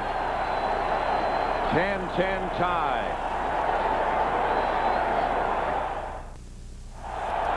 10-10 tie. Rodney Hampton from 51 yards away scored the tying touchdown. Galuiso's kickoff sails wide right to Ismail again. He is chased, and he's not going anywhere. Knocked out of bounds at the 6. They brought their aggression out with it. Watch the touchdown play. Here's Howard Cross, Doug Riesenberg. They get the thing started. Combination block. They block 2. Now watch this. They block the end. Then Howard Cross comes up, gets a linebacker there. That's the start of the play right there. See that down there in the bottom? That gets him to the outside. But watch his straight arm that he does on Carlos Jenkins, number 51, right there. Rodney Hampton made that last 20 yards on his own. And that's the longest touchdown run in Giant postseason history. Jim McMahon back at quarterback for the Vikings. A 10-10 tie. 1st and 10 at the 7. Jordan in motion. McMahon was going to run it himself, and he gets to about the 12. Now you wonder if he still doesn't have that concussion when his first play is a quarterback sneak. But again, that's Jim McMahon. And he's going to find a soft spot there. He just looks. Maybe he didn't see something that, or someone to hand it to, and decided, what the heck, I'm going to run to the left. He came over for a long look at the bench like he couldn't see the signal. Yeah, he has a hard time with that shield on, and he doesn't have good eyesight anyway. And the farther they are from the bench, the more difficult time he has getting the signal. Outside of that, he's fine. Here's Scotty Graham. Flag on the play, and this is going to erase a key gain for Minnesota. Meyer and Guyton made the stop, but a penalty is called. Holding against Minnesota. That's a big penalty. That's the second big penalty against Minnesota. Remember the opening kickoff. Holding Return. by the offense, number 64. Half the distance to the goal, repeat second down. 64, of course, is their all-pro guard, Randall McDaniel. 64 we're going to see right there is Randall McDaniel. And he's going to pull to the right.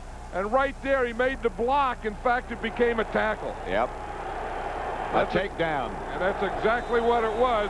If he would have just stayed with a block, I think the defensive guy was going to take himself out of the play anyway. 2nd and 11. That's a big penalty. Costly. McMahon has Graham behind him. They'll come back with the same play. Not the same result. Carlton Bailey up to make the stop. Carlton Bailey played that one perfectly. Now we know that they're going to come here. Now he has to run. You want to stay inside it, stay inside it, stay inside it, and then make your hit. You see, you want to stay inside that runner. Don't let him have the cutback. See how he stays inside, and now right now he can make his move. And that's a good move by Bailey. 3rd and 12. Graham lost a yard. Don't be foolish here if you're a Minnesota Viking. Here's McMahon. Throws it away. And Minnesota will have to punt out of the end zone. I think you're exactly right. I think when you're going into the wind, don't do anything stupid. When you're going with the wind, be aggressive. Dennis Green looking on. And he's probably looking on and thinking that maybe he shouldn't have given the Giants the wind in this 3rd quarter because he did have the momentum at the end of the half. He did think about it. Newsom under the goalpost. Got to be careful not to step out of the end zone. Off the side of his foot. Bounces out of bounds. The Giants will take over at the 22. And again, I think this is where the Giants really have to go after him. I think they have to come out again and be aggressive, go right after him. That's what these fans are telling them, too. Well, Dan Reeves has said sometimes the players don't understand what he is saying. This is a time to understand one of those words about going for the jugular vein. Now it's Mark Collins. They were just taking off the sideline. And Dan Reeves, now is the time to go for the jugular. Pierce in motion. It's Hampton again, wrapped up by Henry Thomas. A yard, perhaps. Yeah, Hampton is one of those guys that I think is a better second-half player than a first-half player. And he says what he has to do is you have to get in the groove to run. And we talked about Mark Collins being hurt. You can see that they're working on him now. Yep. He got hurt Wednesday in practice.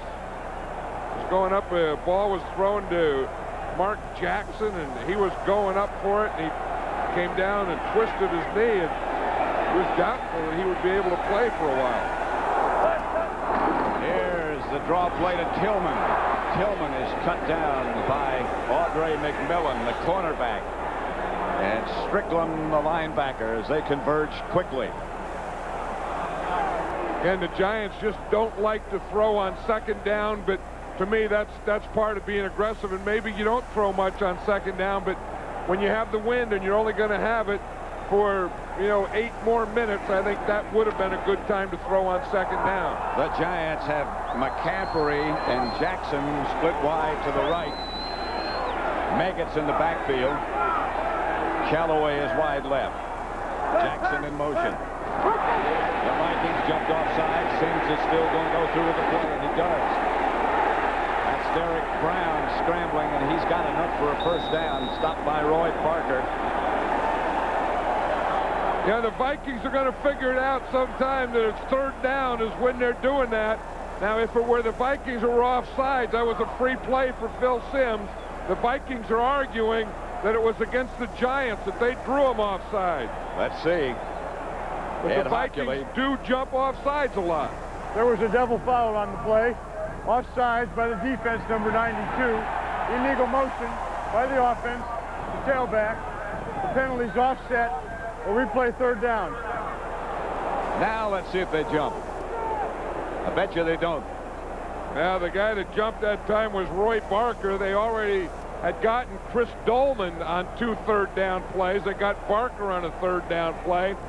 I know they say that they don't care about it, but I think at some point you better say, hey, we do care about it. Let's be aggressive. Let's rush the passer. Let's do all those things, but let's watch the ball and not jump off sides. It's 3rd and 8. Meggett remains. Jackson comes wide left. McCaffrey's in the slot to the Sims right. And Sims is back to throw it. He has time. Did have time. Nice. Bill Sims takes off. And he's going to be short of a 1st down. I believe it's going to be close. Very close. And I think, again, this whole thing, aggressive. You have the wind. You have to be aggressive. I think if the Giants are short, I think they have to go for it here on 4th down. And here comes the unit to go for it. And Dan Reeves agrees with you. It's 4th and short. They're going to measure.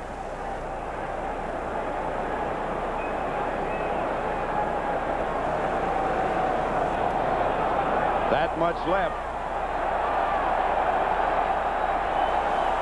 Sims has been over for his visit. It's going to be Hampton and Bunch behind Phil Sims. And you would think that it would be a Jared Bunch lead and a Hampton run. I think, you know, it doesn't look like far. Maybe you could quarterback sneak it, but I think you better get the lead and you better get it to your best running back. The Vikings have a player right in front of Bart Oates, the center. Hampton has it. 1st down, Giants.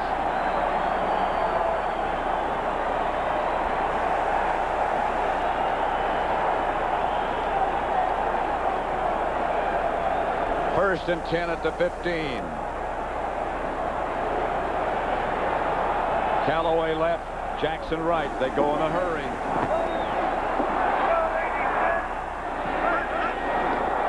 Rodney Hampton cuts back. Hampton is inside the 10. Tripped up by Audrey McMillan. I think one thing the Giants, and they did this a week ago, Pat, remember, against the Dallas Cowboys? They didn't look like they were real aggressive. They didn't look like they had anything in sync in the 1st half. They went at halftime. They came out in the 2nd half, and they really played the Cowboys tough last week. They're doing the same thing here today. Dan Reeves said it was not an inspirational speech that did it. They just did it. Hampton, the surge gets him down to about the 8. Stopped by Henry Thomas. Well, you know one thing, their offensive line is starting to take over now. I mean, that big run by Hampton, we saw Riesenberg out there, one of the most underrated guys on this team. A guy that's always there, you don't talk about much, but he and Howard Cross, one of the best blocking tight ends in the game. I think this group here has really taken control in this 3rd quarter. 3rd and 2. Hampton is the setback. Passing formation. Hampton gets the carry. Hampton is down to the 2. Brad Strickland made the stop. Again, all this done with the wind. It'll be 1st and goal at the 2. When Rodney Hampton was saying, you know, he said, I just hope we get to the running game and we stick to it. And again, you can see that he's in the flow of the running game, that he has the feel of it now. Hampton's 2nd touchdown of the day. And the Giants go ahead, 16-10. The Giants, the offensive line, and Rodney Hampton came over and have taken over this 2nd half. Hampton has 23 carries, 128 yards, and both Giant touchdowns. And Reeves was aggressive. That 4th down, he did what he had to. He went for it. Treadwell, the extra point is botched. Treadwell's going to take off with it, and he gets in anyway. The snap was bobbled by the holder, Horan, and Treadwell ran in for the extra point. Here's a touchdown. Again, good block by Bob Cratch there. Cratch was the guy that made the block that got Hampton into the end zone. And who says kickers can't run, Pat? Look at Treadwell. Turn it on. Turn on those burners. Speed kill. Wasn't really a burner. We're in the third quarter of the NFC Wildcard Game between the Giants and the Vikings at 17-10. Daloiso to kick off with the wind. Ismail standing back deep for Minnesota.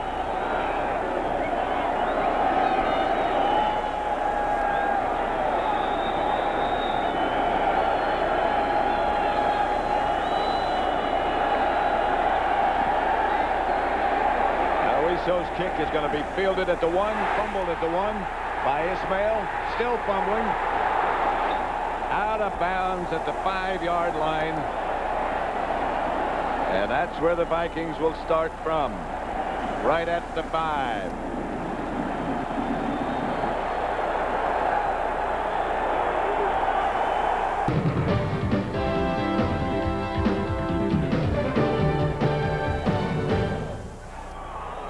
Watch Bob Cratch on the touchdown play. He's here. He's going to start off on John Randall, then come up and get Fred Strickland.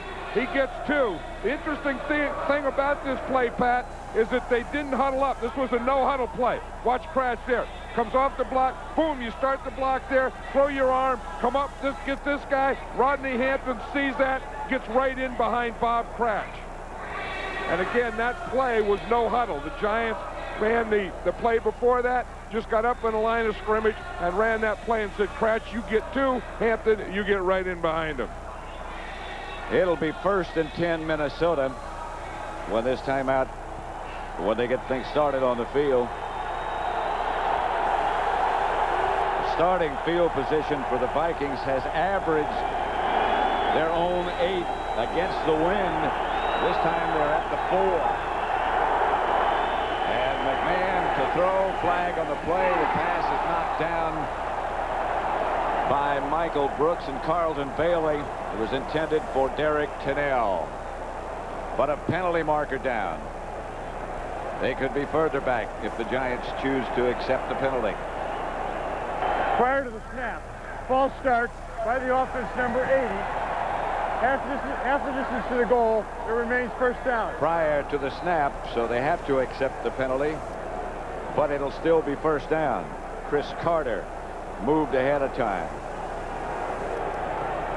The one thing that the Minnesota Vikings, if they stay alive, that they ought to work on is getting everyone off together. I mean, both offensively and defensively, those are penalties that you shouldn't have. I mean, guys shouldn't be jumping on offense. I don't care what you say, and guys shouldn't be jumping on defense, especially on 3rd down. They've been penalized 5 times. The Giants, none. McMahon back in the end zone to throw it. Anthony Carter had it and juggled it and kept it. That's a big catch by Anthony Carter, covered by Greg Jackson. A good throw by McMahon. Yeah, that's what we talk about McMahon. You know that he can't do it. You know that he can't make that throw. He gets in his own end zone, throws it out there to Anthony Carter, again against that 2-deep zone. Corner has the short, the safety is deep, and you throw it between the short corner and the safety coming over. First down, Minnesota, and that gives them a little breathing room. And it takes a little time off the clock and gets them into the 4th quarter, which the Vikings would want to do. Chris Carter is the man on the move. The handoff is to Graham, and he just slips down in his own backfield. A loss of yardage. You know who's playing well here is Mike Fox today. You want to, again, as the ball starts away from you, the backside always wants to be in a lane so that there's no cutback. You see the Giants playing the cutback. There's no place to cut back, so Scotty Graham just runs right into his own guy. On the bottom of that pile is Lawrence Taylor. Well, watch him. He reads that block. He sees McDaniel coming, and he gets right underneath it and makes a pile. McMahon back to throw it. Struggles out of the pocket, chased by the Giants, and runs out of bounds and is dragged down. And here's a flag on the play. Unnecessary roughness is going to be called against Keith Hamilton. Miller also involved. and he was well out of bounds. You can't really complain too much about that penalty call. Yeah, because they should have known it. He was trying to get out of bounds, too. Now, the one official took him a while to call it. He didn't call it right away. He waited. And the one thing... Personal foul. Unnecessary roughness on the defense. Pull the man unnecessarily down out of bounds. 15 yards, automatic first down. And what Hamilton is saying is he was still on the field, and I think he's right. Watch him. He grabs him here. He's still in there. He's still on the field. There's nothing wrong with that. Yeah, there's nothing wrong with that. Keith Hamilton got a bad call against him. You can't do that. I mean, he's still playing. The guy's going. He grabs him. Watch him. He grabbed him while he was still in bounds and then rolled him out of bounds. That was a bad penalty. It's 1st and 10 Minnesota at the 40. This is Scotty Graham skipping out to about the 44. Stopped by Michael Brooks. Hey, Jim McMahon is back there and limping, and I'm not sure, you know, he has trouble seeing the signals. He has to walk halfway over to the sideline to get the signals. Looks like one thing, he has a little daze from that slight concussion. He looks like he's limping. Outside of that, he's fine.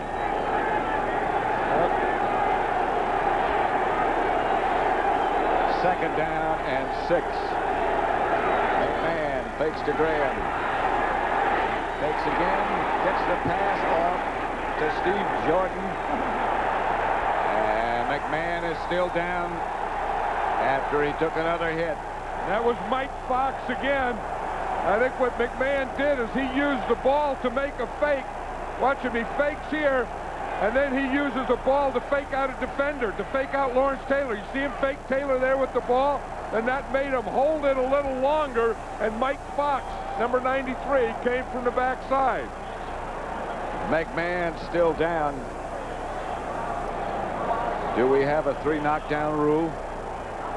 Well, you see, the first time Lawrence Taylor's there, you see, and he fakes the ball, brings it back to get it away from Taylor, then he holds it a little longer to complete it, and there's Mike Fox. And his head hit the ground, and he stayed there. You know, I think... He's some warrior. 3rd and very short. McMahon still down. Sean Salisbury loosening up. UPS. NFC Wildcard Game. The Giants leading the Vikings 17-10. Jim McMahon under pressure, and he has been. Well, you can see he was hurried 10 times. He's been knocked down twice, but both of those knockdowns have also been knockouts and have knocked him out of the game. 3rd and short. Sean Salisbury is the quarterback. McMahon in the backfield with Scotty Graham. First down, Minnesota. They're doing this against the wind. Yeah, now what the Minnesota Vikings do on short yardage is they put their all-pro left guard, Randall McDaniel, in there, and he's going to be the lead blocker. And, of course, Scotty Graham just gets right in behind him. So when he's in there, you know where the ball's going. He's going to lead you to it. Graham knows who he's supposed to follow. His all-pro guard, who's playing as a fullback in short yardage. 1st and 10, Minnesota. Anthony Carter is the man in motion. The handoff is to Scotty Graham. Into the secondary and close to another Minnesota first down. Stopped by Raymond. Bill Sims again has to stay warm over there, and that's one thing that a drive like this, you remember this drive, McMahon was a big part of it. This drive started, they had him backed up, they got the penalty, they were playing out of their own end zone, but the Minnesota Vikings have done a good job going into the wind on this drive. They really have. And they just have to play to get into the 4th quarter now. And they're still checking McMahon now. They'll measure. Yeah, I think if a guy has had a concussion or has a concussion, he shouldn't play anymore. I don't agree with that. I mean, they always talk about boxing and boxing being archaic, but if a fighter gets knocked out, he can't fight for another month. And sometimes in football, we say, oh, the guy has a slight concussion, he'll be right back in. I don't know that I ever agreed with that. McMahon doesn't look comfortable with the way he feels. 2nd and short. Minnesota at the Giants 39. The Giants leading 17-10. Chris Carter in motion. And off to Graham. He'll have the first down, still on his feet. The surge gets him to the 44.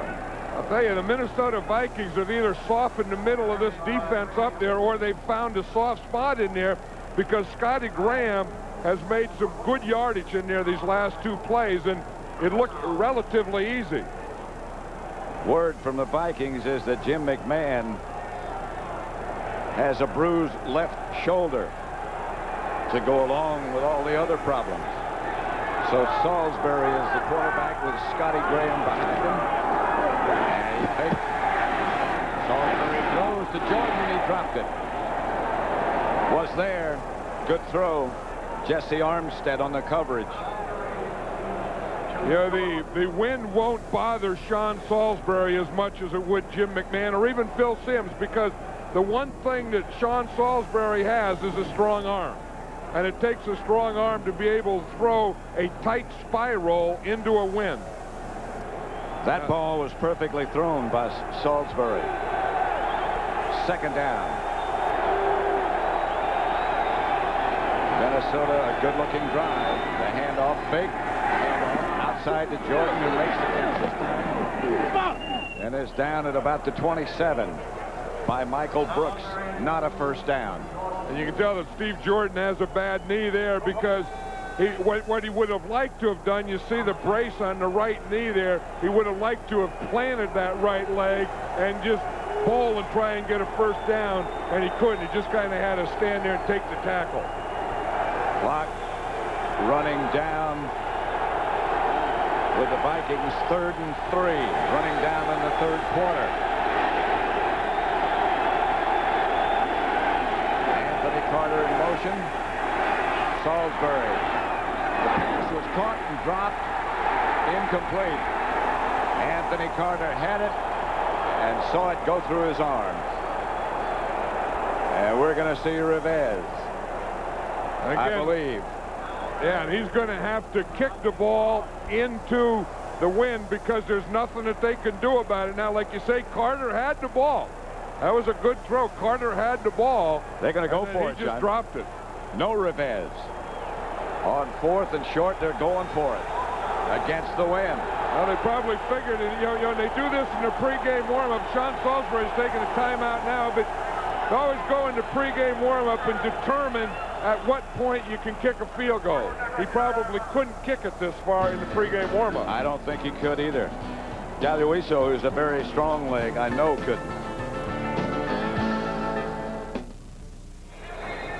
26 seconds left in the 3rd quarter of the NFC Wildcard Game between the Vikings and the Giants. It's 4th, and the Vikings need about 3 yards. And Denny Green is probably thinking that that's the longest quarter he's ever been involved in his life, the 3rd quarter of this game, because things have changed dramatically for his Vikings. The Giants got 2 touchdowns. He had the lead 10-3, and now he's behind 17-10. Anthony Carter in motion. Salisbury will throw it over the middle to Jordan, who is hammered by Armstead. The ball is over his head, and the Giants take over. Almost took his head off. Yeah, the ball had already gone through there before Armstead almost took his head off. See, they were thinking there that they were going to throw the ball twice, because if they were going for a field goal, what they could have done was run on 3rd down, got into the 4th quarter, and kicked the field goal going the other direction. But I think they were figuring, let's be aggressive. We're the underdog. We're on the road. Let's go for 2 passes. Because if you were going for a field goal, you would have run on 3rd down, run out the clock, got into the 4th quarter, kicked it going the other way. 1st and 10 Giants. The ball at their own 27. Sims almost got a throw. Going deep. Incomplete. Intended for Callaway. That'll stop the clock, and they'll have a chance to throw it again. Yeah, one thing that they have to watch out for is if you're gonna throw it, then you would hope that you would be able to punt it in, with the wind too. But if you throw it, then get into the fourth quarter and then have to punt it into the wind. Yep. So you got, in this game, when you play here in January in a game like this, you got all kinds of different strategies in addition to the football. A lot of thinking going on. Here's Sims back to throw. Screen pass coming up to Hampton. And he is tripped up immediately by Jack Del Rio, and what a play he made. And the clock continues to run on the pass completion, the screen pass completion. That's the end of the third quarter with the score. The Giants 17, the Vikings 10. Our coverage will continue after this message from your local station. You're watching the NFL on CBS. Opening ceremonies for the All-Madden team. Yep. 10th annual. We don't know who's going to be honored or where or anything. We just got some of those guys running around just to air them out a little. And they've all carried a torch. Somebody jumped again. Might have been Bob Kratz that moved early.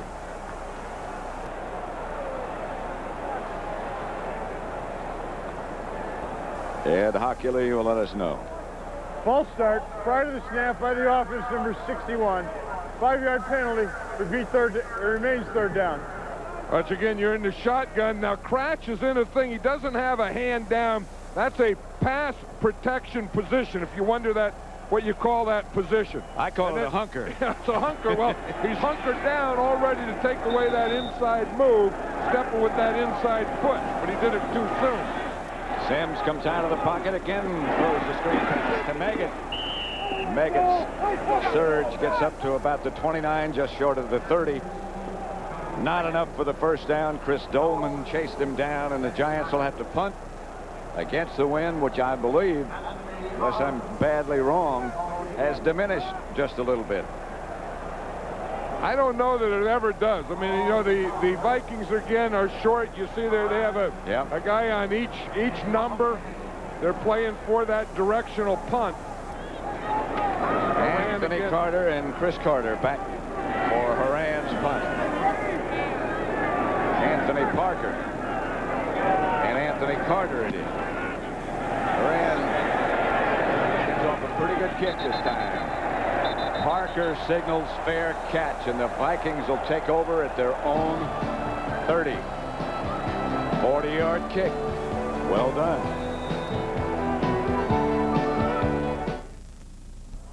This game summary is sponsored by Budweiser. Rodney Hampton of the Giants, 2 touchdowns, 23 carries, 128 yards.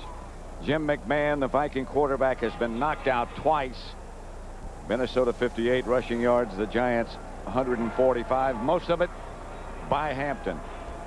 If you watch that last punt, Pat, you're going to see that Anthony Parker here really should have returned this ball. They're waiting for the directional kick. They didn't get it, but there was no one, if we stop it now, there was no one within 15 yards of Anthony Parker.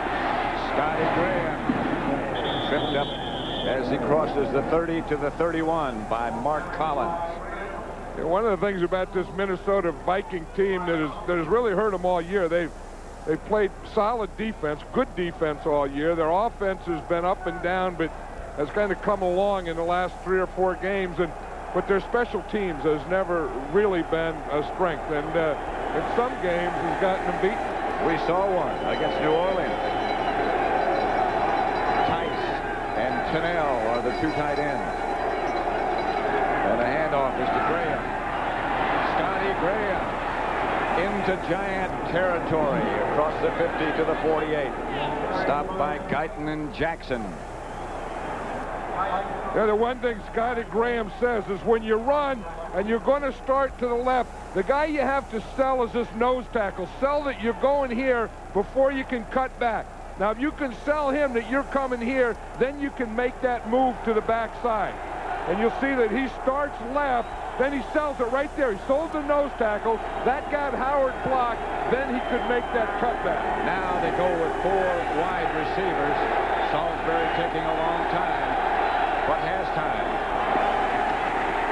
Sacked back at the 45 by Mike Fox again.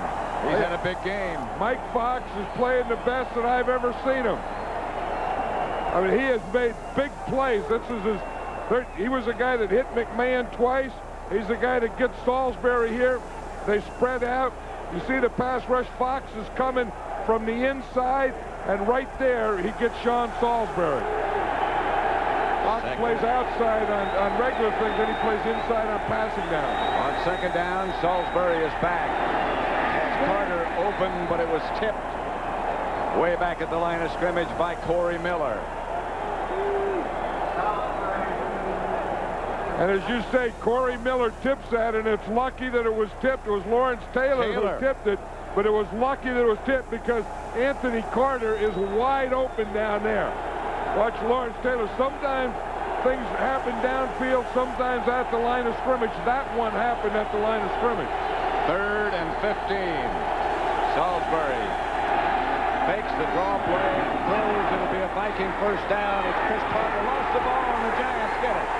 Popped out of his hands, caught by Greg Jackson.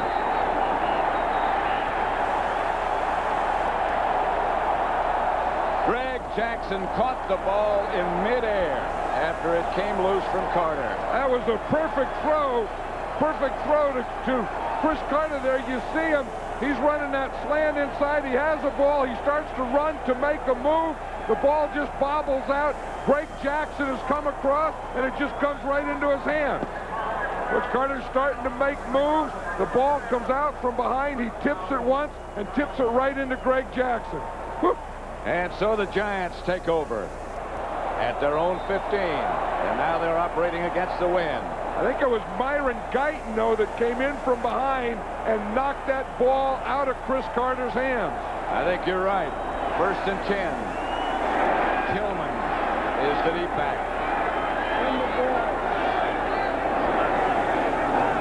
Toss back to Lewis Tillman. There's nothing there. The Vikings converge in a hurry. It'll make 2nd and about 12. Let's see what happens to Guyton. Yeah, well, you're going to see Guyton, number 29, see him come back in there and reach in there with that right hand. That knocked it out of Chris Carter's right hand into his left hand. Then he bounced it with his left hand right into Greg Jackson. It is 2nd and 12. Hampton back deep. Gets the carry. Hampton comes back, and Hampton. Another good run by Rodney Hampton. Gets outside the 20. Dolman on the stop. Both teams today have scored with the wind, none against the wind. Well, I think you knew that coming in, that, you know, unless there was going to be some running type drive, that's the way it was going to be, because I think both teams approach. Although the Minnesota approach in the first half wasn't as conservative, but both teams' approach has been poor field position and more conservative play going into the win. 3rd and 3. Hampton is the deep back. Will not get to carry, and Sims dumps it to Hampton. And he struggles for a first down. The pass from Sims to Hampton will move the sticks. You know, one thing we were talking about the All-Madden team, and, you know, and having the 10th anniversary and all that. This is one guy that's going to be on it. How about Phil Sims? Well, Phil Sims will be on it too. But Rodney Hampton, the way that he played in the second half of last week's game, where he just came out there against the Cowboys and took it to them. Although they didn't win, they went into overtime. And the way he's played the second half of this game. He's been terrific. Henry Thomas just limped off. McMahon loosening up again. First down, Giants at their own 27. They'll take their time now.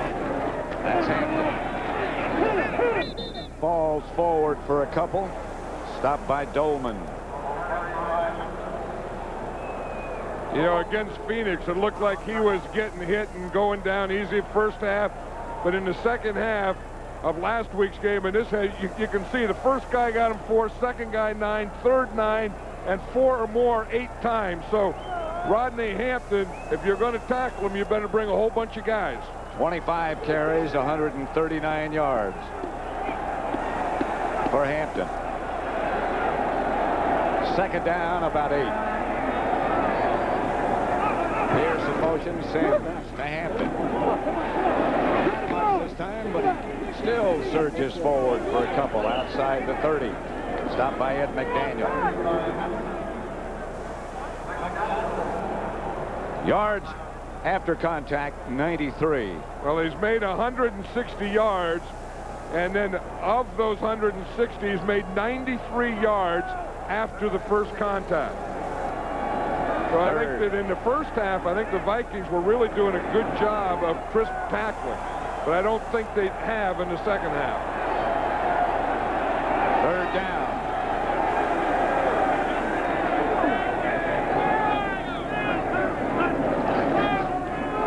Side, Sims had a man in his face, gets it on to Hampton, and tremendous strength surge by Hampton gets him up to the 35, but not enough for a first down. One thing they were worried, you watch Chris Dolman here, they were worried, how is Eric Moore going to do against Chris Dolman? I think Eric Moore has done a good job all day against Chris Dolman. Dolman tried to take an inside there, got a little help from Brian Williams. But, you know, they keep a tight end on that side. They've given him a little help, but Eric Moore has also played well today. Horan back to punt. Finds it. They're caught by Anthony Carter.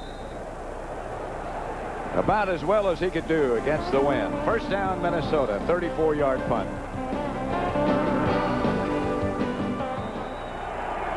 The Giants lead 17-10. There's Jim McMahon. The Vikings have the ball. The handoff is to Gray. He got a yard. Stopped by Brooks. Now, Michael Brooks, they thought that, you know, he hurt his foot. He had like a sprained foot, and they thought they were going to put it in a cast, and he had missed 5 or 6 weeks, and he missed 2 or 3 weeks, and he's not playing at 100%, but I think just his presence out there really helps this Giant defense. Second and 9. Salisbury back to throw. Gets it upfield, complete at midfield to Chris Carter. And now they're saying incomplete. Carter came up with the ball. It'll bring up a big third down for Minnesota. Let's look again. The Vikings have been finding open areas right in here in this Giant defense. And they've been having trouble with it, you know, like dropping the ball, catching it, and having a fumble after that, having the ball tipped and so on. This one here is a good throw. Third and 9. They're 1 out of 12 on third down situation. Salisbury, the ball gets away from him, and they'll have to punt. Collins is hurt. Collins has been gutting it up all day, Pat. That left knee. We saw him yesterday in the locker room, and he could hardly walk, and I didn't see there was any way he would be able to play cornerback in this game, and he's been doing it all day. He was walking just about like that. That's how he was walking. You say there's no way that the guy can play, but talk about a tough guy. I'll tell you, Mark Collins is, and he's had a heck of a year. He just got that at the end of his somersault. Newsom back to punt it to Dave Megan. High kick. Megan's going to handle it and go right down. At about the 18, make it to 17, where the Giants will take over. And now the clock becomes very much a factor.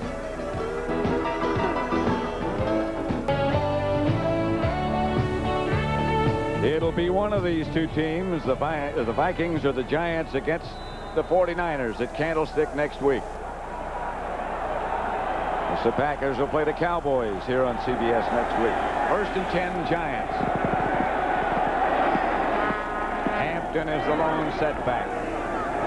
Bill Sims will take his time. To Rodney Hampton. Hit by McMillan. There was a hole for a moment. McMillan filled it.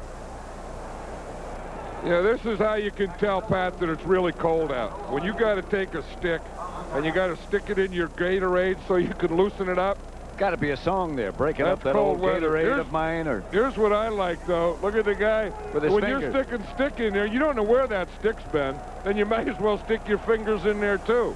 And then who's going to drink it? You know, when you get in the game, you don't even care. No. Who cares where stuff's been? Drink it anyway. Second down. Sims gives to Hampton. Hampton's got some room. Gets up to the 25.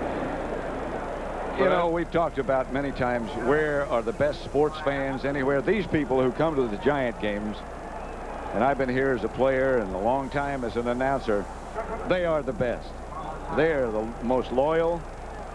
In weather conditions like this, they've had sellout after sellout. I like to pay tribute. Yeah, and I think you should. I mean, not only, you know, are they the loyal fans, but they're knowledgeable fans, and they understand football and they understand defense, and that's what I like. I mean, they understand down, distance, situation, all those things. It's been a long time, and I'd just like to say thank you. Sims looking, has a lot of time now. Just grounds it and throws it out of bounds. That's it, all right.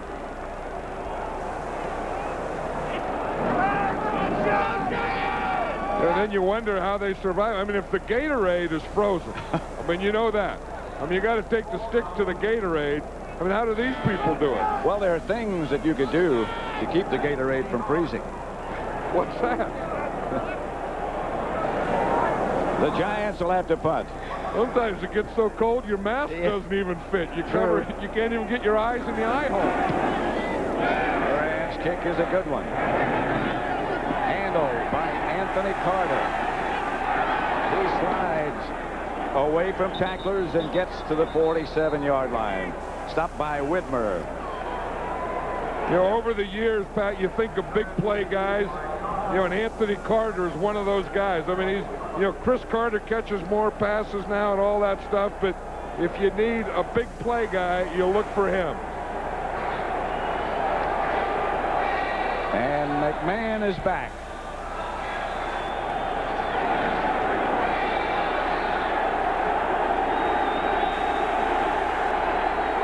With Scotty Graham behind him, Jim McMahon gives Graham the handoff. There's nothing, and McMahon is going to have to throw it. They're not going to catch up with the wind like that. This front line, here you see Keith Hamilton playing this side, but this front line has done an excellent job of these Giants today. I mean, they've gotten penetration. They've gotten into the backfield. Keith Hamilton was the guy that, you know, got there along with Fox to knock down McMahon and so on, but they've been as active today, this front three of the Giants, as I've seen them in a long time. Here's McMahon. To Graham, who dropped it. Not going to do any good to pick it up in a hurry. It's still going to be down there. Scotty Graham dropped that one. We remember Chris Carter had the one before he's running three. He dropped one. See, these fans know this. They know third down. They know third and long. They know the quarterback can't hear. They know that they can't audibilize. These fans know this down and distance. The trumpet might be frozen, but you can still play it. Here's McMahon. Incomplete. Ismail had it, juggled it, and lost it. It's Collins back in the game, made the hit.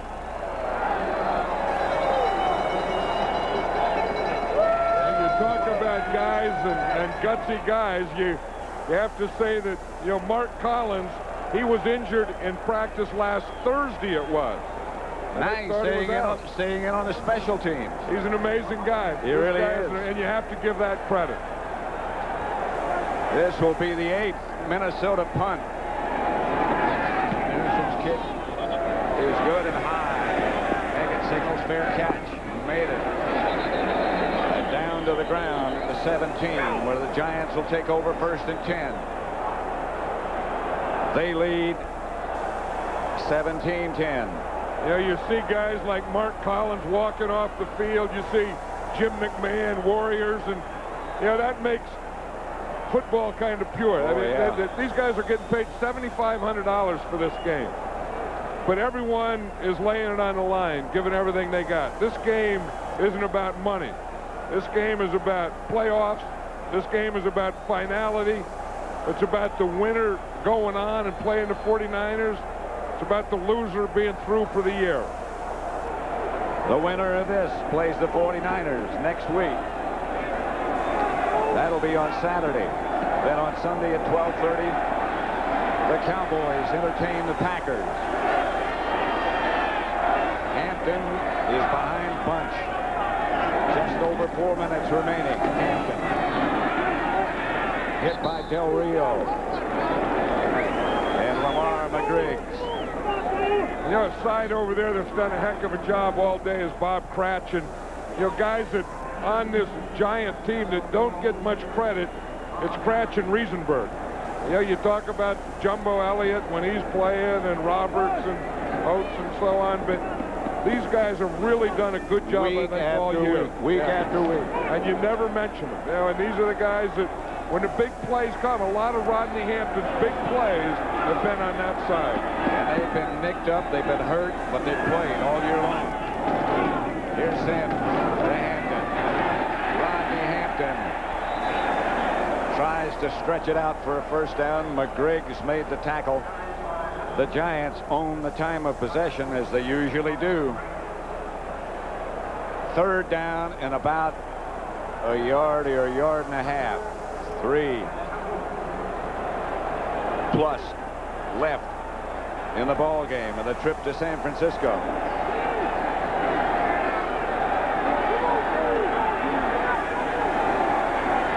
That's next Saturday, the winner of this game. 3rd and 1. Hampton pointing to his left. They send Jackson in motion. The give is to Hampton. First down, Giants. That's a big one. And again, Hampton's going to take that ball and he's going to run it right in there. He's going to take it right in there behind these guys and say, this is where we want to go. Let's whap it right up in there. Brian Williams is the center. Bob Cratch again gets his guy turned, and that's the hole. And that's where they went. Minnesota takes a timeout. Now they have only 31 carries for Hampton, 160 yards. And I'll tell you, these fans enjoy that. They knew that that was a big 3rd down play. They didn't want to have to punt then with 3 minutes to go, punt into the wind. By getting that gives them more time. It makes the Minnesota Vikings take a timeout. And I think it lets the Giants fans start to celebrate, but you don't want to celebrate too soon. Minnesota led at the half. Lawrence Taylor. You know, you hate to even think about it being the last game for Lawrence Taylor at Giant Stadium. Look at his career, John. I know he's always been a favorite of ours, and you just fill with admiration. And one of the best linebackers that I've ever seen in my life. And when you talk about dominant players, Lawrence Taylor was at one time a dominant player. I never really felt that a defensive player by himself could win a game, but there was a defensive player that could win a game by himself, and we've seen him do it. And he was a guy where when you played and when you went to cover somebody playing the Giants, they would always say, the first thing we got to do is find out where number 56 is. First down. Hampton stopped by Barker. Today's game was produced by Bob Stinner and directed by Sandy Grossman. Thank you, gentlemen. Coordinating producer of the NFL today is Eric Mann, directed by Larry Cavallina. The senior producer of the NFL on CBS is Ed Gorin. The executive in charge of production is Rick Gentile. Mark Collins. Talk about your Warriors, competitors. Minnesota out of timeouts. Guys that know it, you know, have been there, been in playoffs. Dan Reeves, the job that he's done.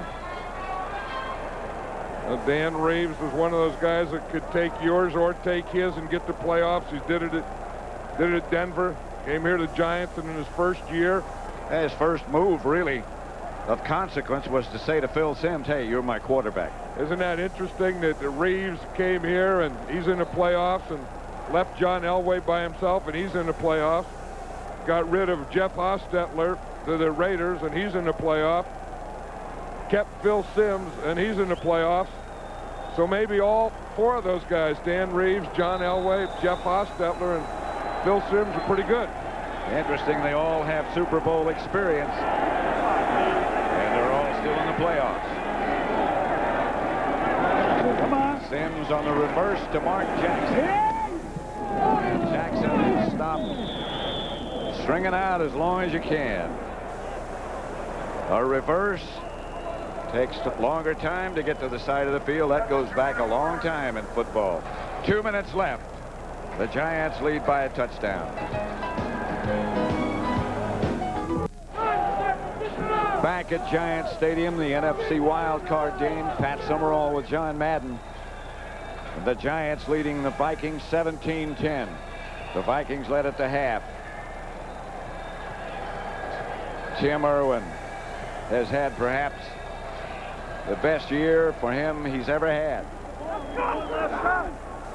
That's ironic. You talk about Tim Irwin, that you know, and money and players and what they stand for. Tim Irwin is a lawyer, and Bart Oates is a lawyer. So in this game, we have a league record. We have 2 starting offensive players that are lawyers. Hampton, come on. Hampton. Come on up. And the Giants will have to punt it.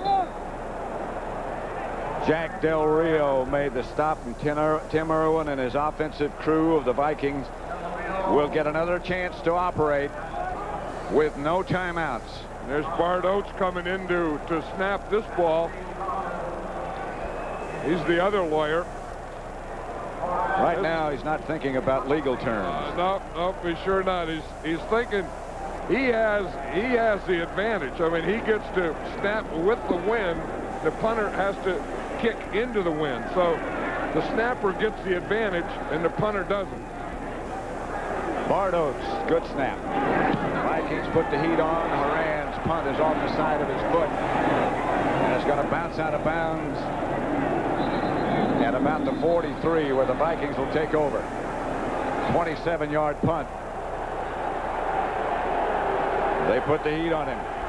Yeah, he had a good snap, but said he got it on his foot, but he's lucky that he got it on his foot.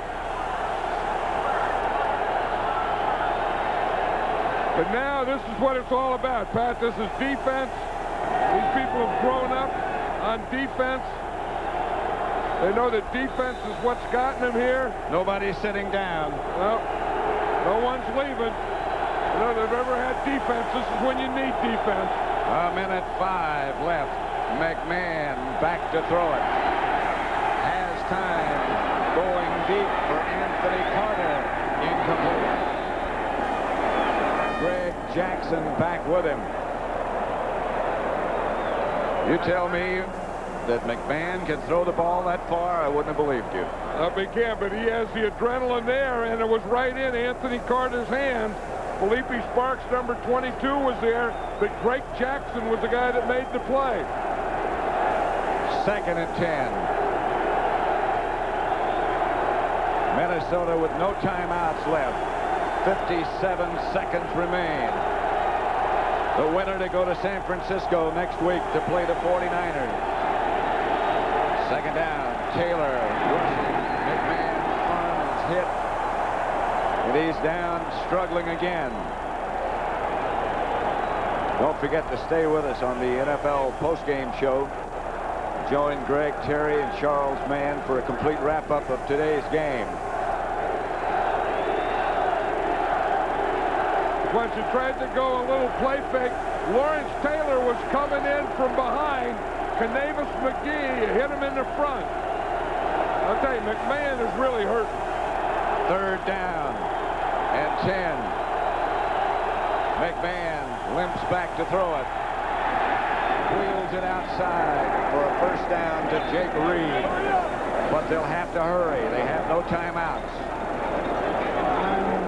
McMahon gets himself together and hurries the Viking offensive up. He'll just throw the ball down and stop the clock. To stop it. Again, back to the post-game show. Live interviews with the winners and losers. Matt Millen reports on the field.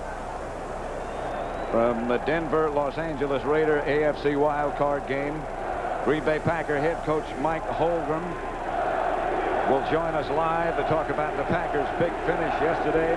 That's all coming up on the NFL Today postgame show. This crowd of these fans.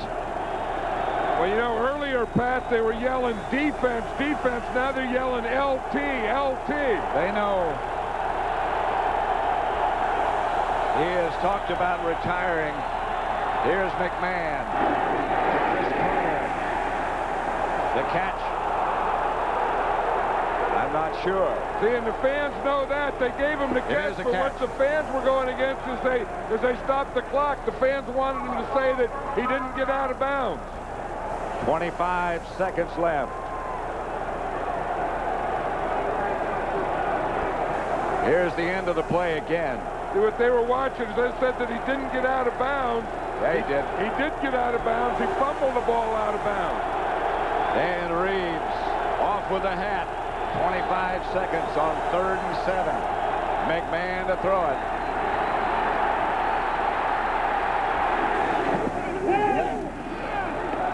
Yes, it's a catch. There is a flag. Flag on the play. Jake Reed made the catch. There's a hat and a flag, and it's against the Vikings. The hat usually means that the receiver went out of bounds. But the back judge, when he threw his hat, that was that someone went out of bounds. Now, you can't go out of bounds and come back in and be the first guy to catch the ball. That's what happened.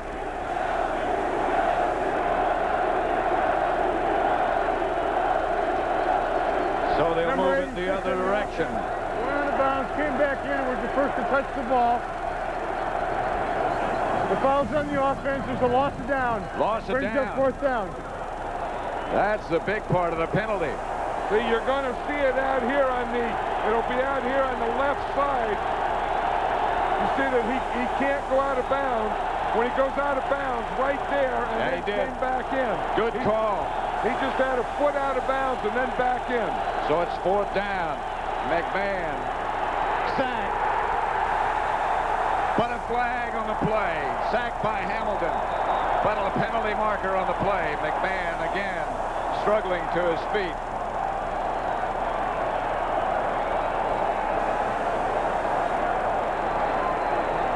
And we talk about the job that this defensive line of the Giants did today. On the offense, number 76. They got to decline it. Penalty decline, 1st down. Could be it for Lawrence Taylor, but more importantly, the Giants are going to head west. If it's it for Lawrence Taylor, it's only it for Lawrence Taylor here in Giant Stadium, because they're playing the 49ers, like you say, next week. The fans are chanting LT, LT. I think they want him to take a victory lap, Pat. I don't think he will. Knowing LT, he's not going to take any victory laps. 12 seconds remain. Jackson behind Sims, who will just take it and rest a while with it. The clock is running. It'll be next week, the Giants and the 49ers.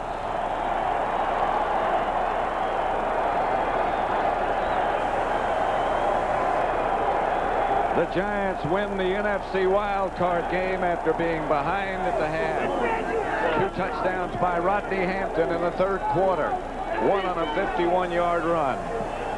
The final score here at Giant Stadium is the Giants 17, the Vikings 10. Stay tuned for the NFL Today postgame show. You're watching CBS Sports coverage of the National Football League.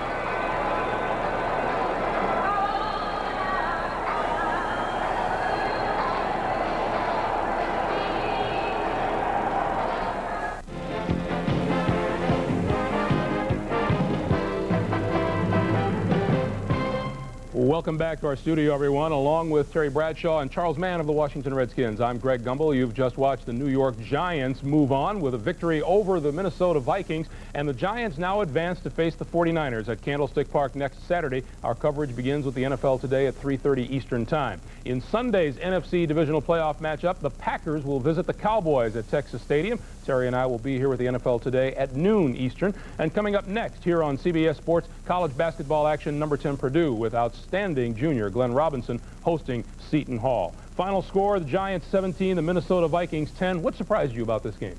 Well, a couple of things. Number one, you saw that Minnesota very seldom took advantage of the win and went with the play action back to the seam route or back to the deep end routes. We didn't see that at all, which is what we thought they were going to do. We're told they were going to. Didn't do that. No gadget passes. And I thought you might see Anthony Carter do a gadget pass, but the Giants did what they had to do, run the football. And running the football was a key in this game. It really was. Rodney Hampton, 161 yards to 67 by the other running back, and it really made a big difference because the win was a big factor. As we see, Jim McMahon had 144 yards passing. Phil Simms had only 80-something yards passing. The passing really wasn't a big factor here. It was the rushing the football. Yeah, everybody's talking about, is this the last game at Giants Stadium for Lawrence Taylor? I imagine he's a ways away from making that decision. But let's take you back out now to Giants Stadium in East Rutherford, New Jersey, where Jim Gray is standing by with number 56. Jim? Okay, thank you very much, Greg. We're joined by Lawrence Taylor. And Lawrence, tell us about the win factor today. All the points were scored with the win. Well, it was very windy out there, very cold, and I guess that's the reason why we decided to defend first and give them the ball and then have the win in our favor, because it was brutal. It was a big difference going one side to the other. When you talk about shutting them down, just the one big play, that was the only play that was given up all day. Well, yeah, that was a big play. I thought we had their offense pretty well in hand, and they weren't really able to do a lot of different things against us. We felt pretty good about what we was doing, and just that one play, they had a breakdown. We had a breakdown somewhere, and they scored. It was one of the things that happened. Fans were chanting LT, LT. Was this your last game here at Giant Stadium? Well, we've still got other games to play right now for this playoff, and I don't really want to really get into all that because that's not going to help us on Sunday. So, was it emotional for you? Was it emotional for you? It was a good game. I am really have enjoyed the time I spent here in Giant Stadium, and that's my last game in Giant Stadium, and so be it. But I have enjoyed whatever time I spent in there. Congratulations, Lawrence. Great game. Thank you very much. Let's go across the way to Leslie Visser with the Vikings. Leslie? Jim, never were the words, may the wind be always at your back, more true. All the points were scored with the wind at the back. I'm here with Coach Dennis Green. Dennis, you led at the half. How did it slip away? Well, I think their run offense in the third quarter. I think that was a big difference. We don't normally give up that kind of yardage. And then I think that we never really could get our offense in sync in the second half. What about on that last drive? Did you think that Jake Reed was in bounds? He was in bounds. He was never out of bounds at any time. They said he was out of bounds before the ball was caught, but he wasn't. Could you talk a little bit about Jim McMahon, what a warrior he was today? Well, Jim was tough. You know, he came out of the game a couple of times, went back in, took some real big hits. The Giants are an excellent football team, and they played some tremendous defense. But Jim stayed in there and wanted to get back in the ball game. We gave him a chance when we're trying to pull it out. Congratulations to you. Second year you went to the playoffs. Back to you. All right, Leslie, thanks very much. So the Giants win it by a score of 17-10. We'll take a time out here and come back and talk live with Mike Holmgren, head coach of the Green Bay Packers, in just a moment.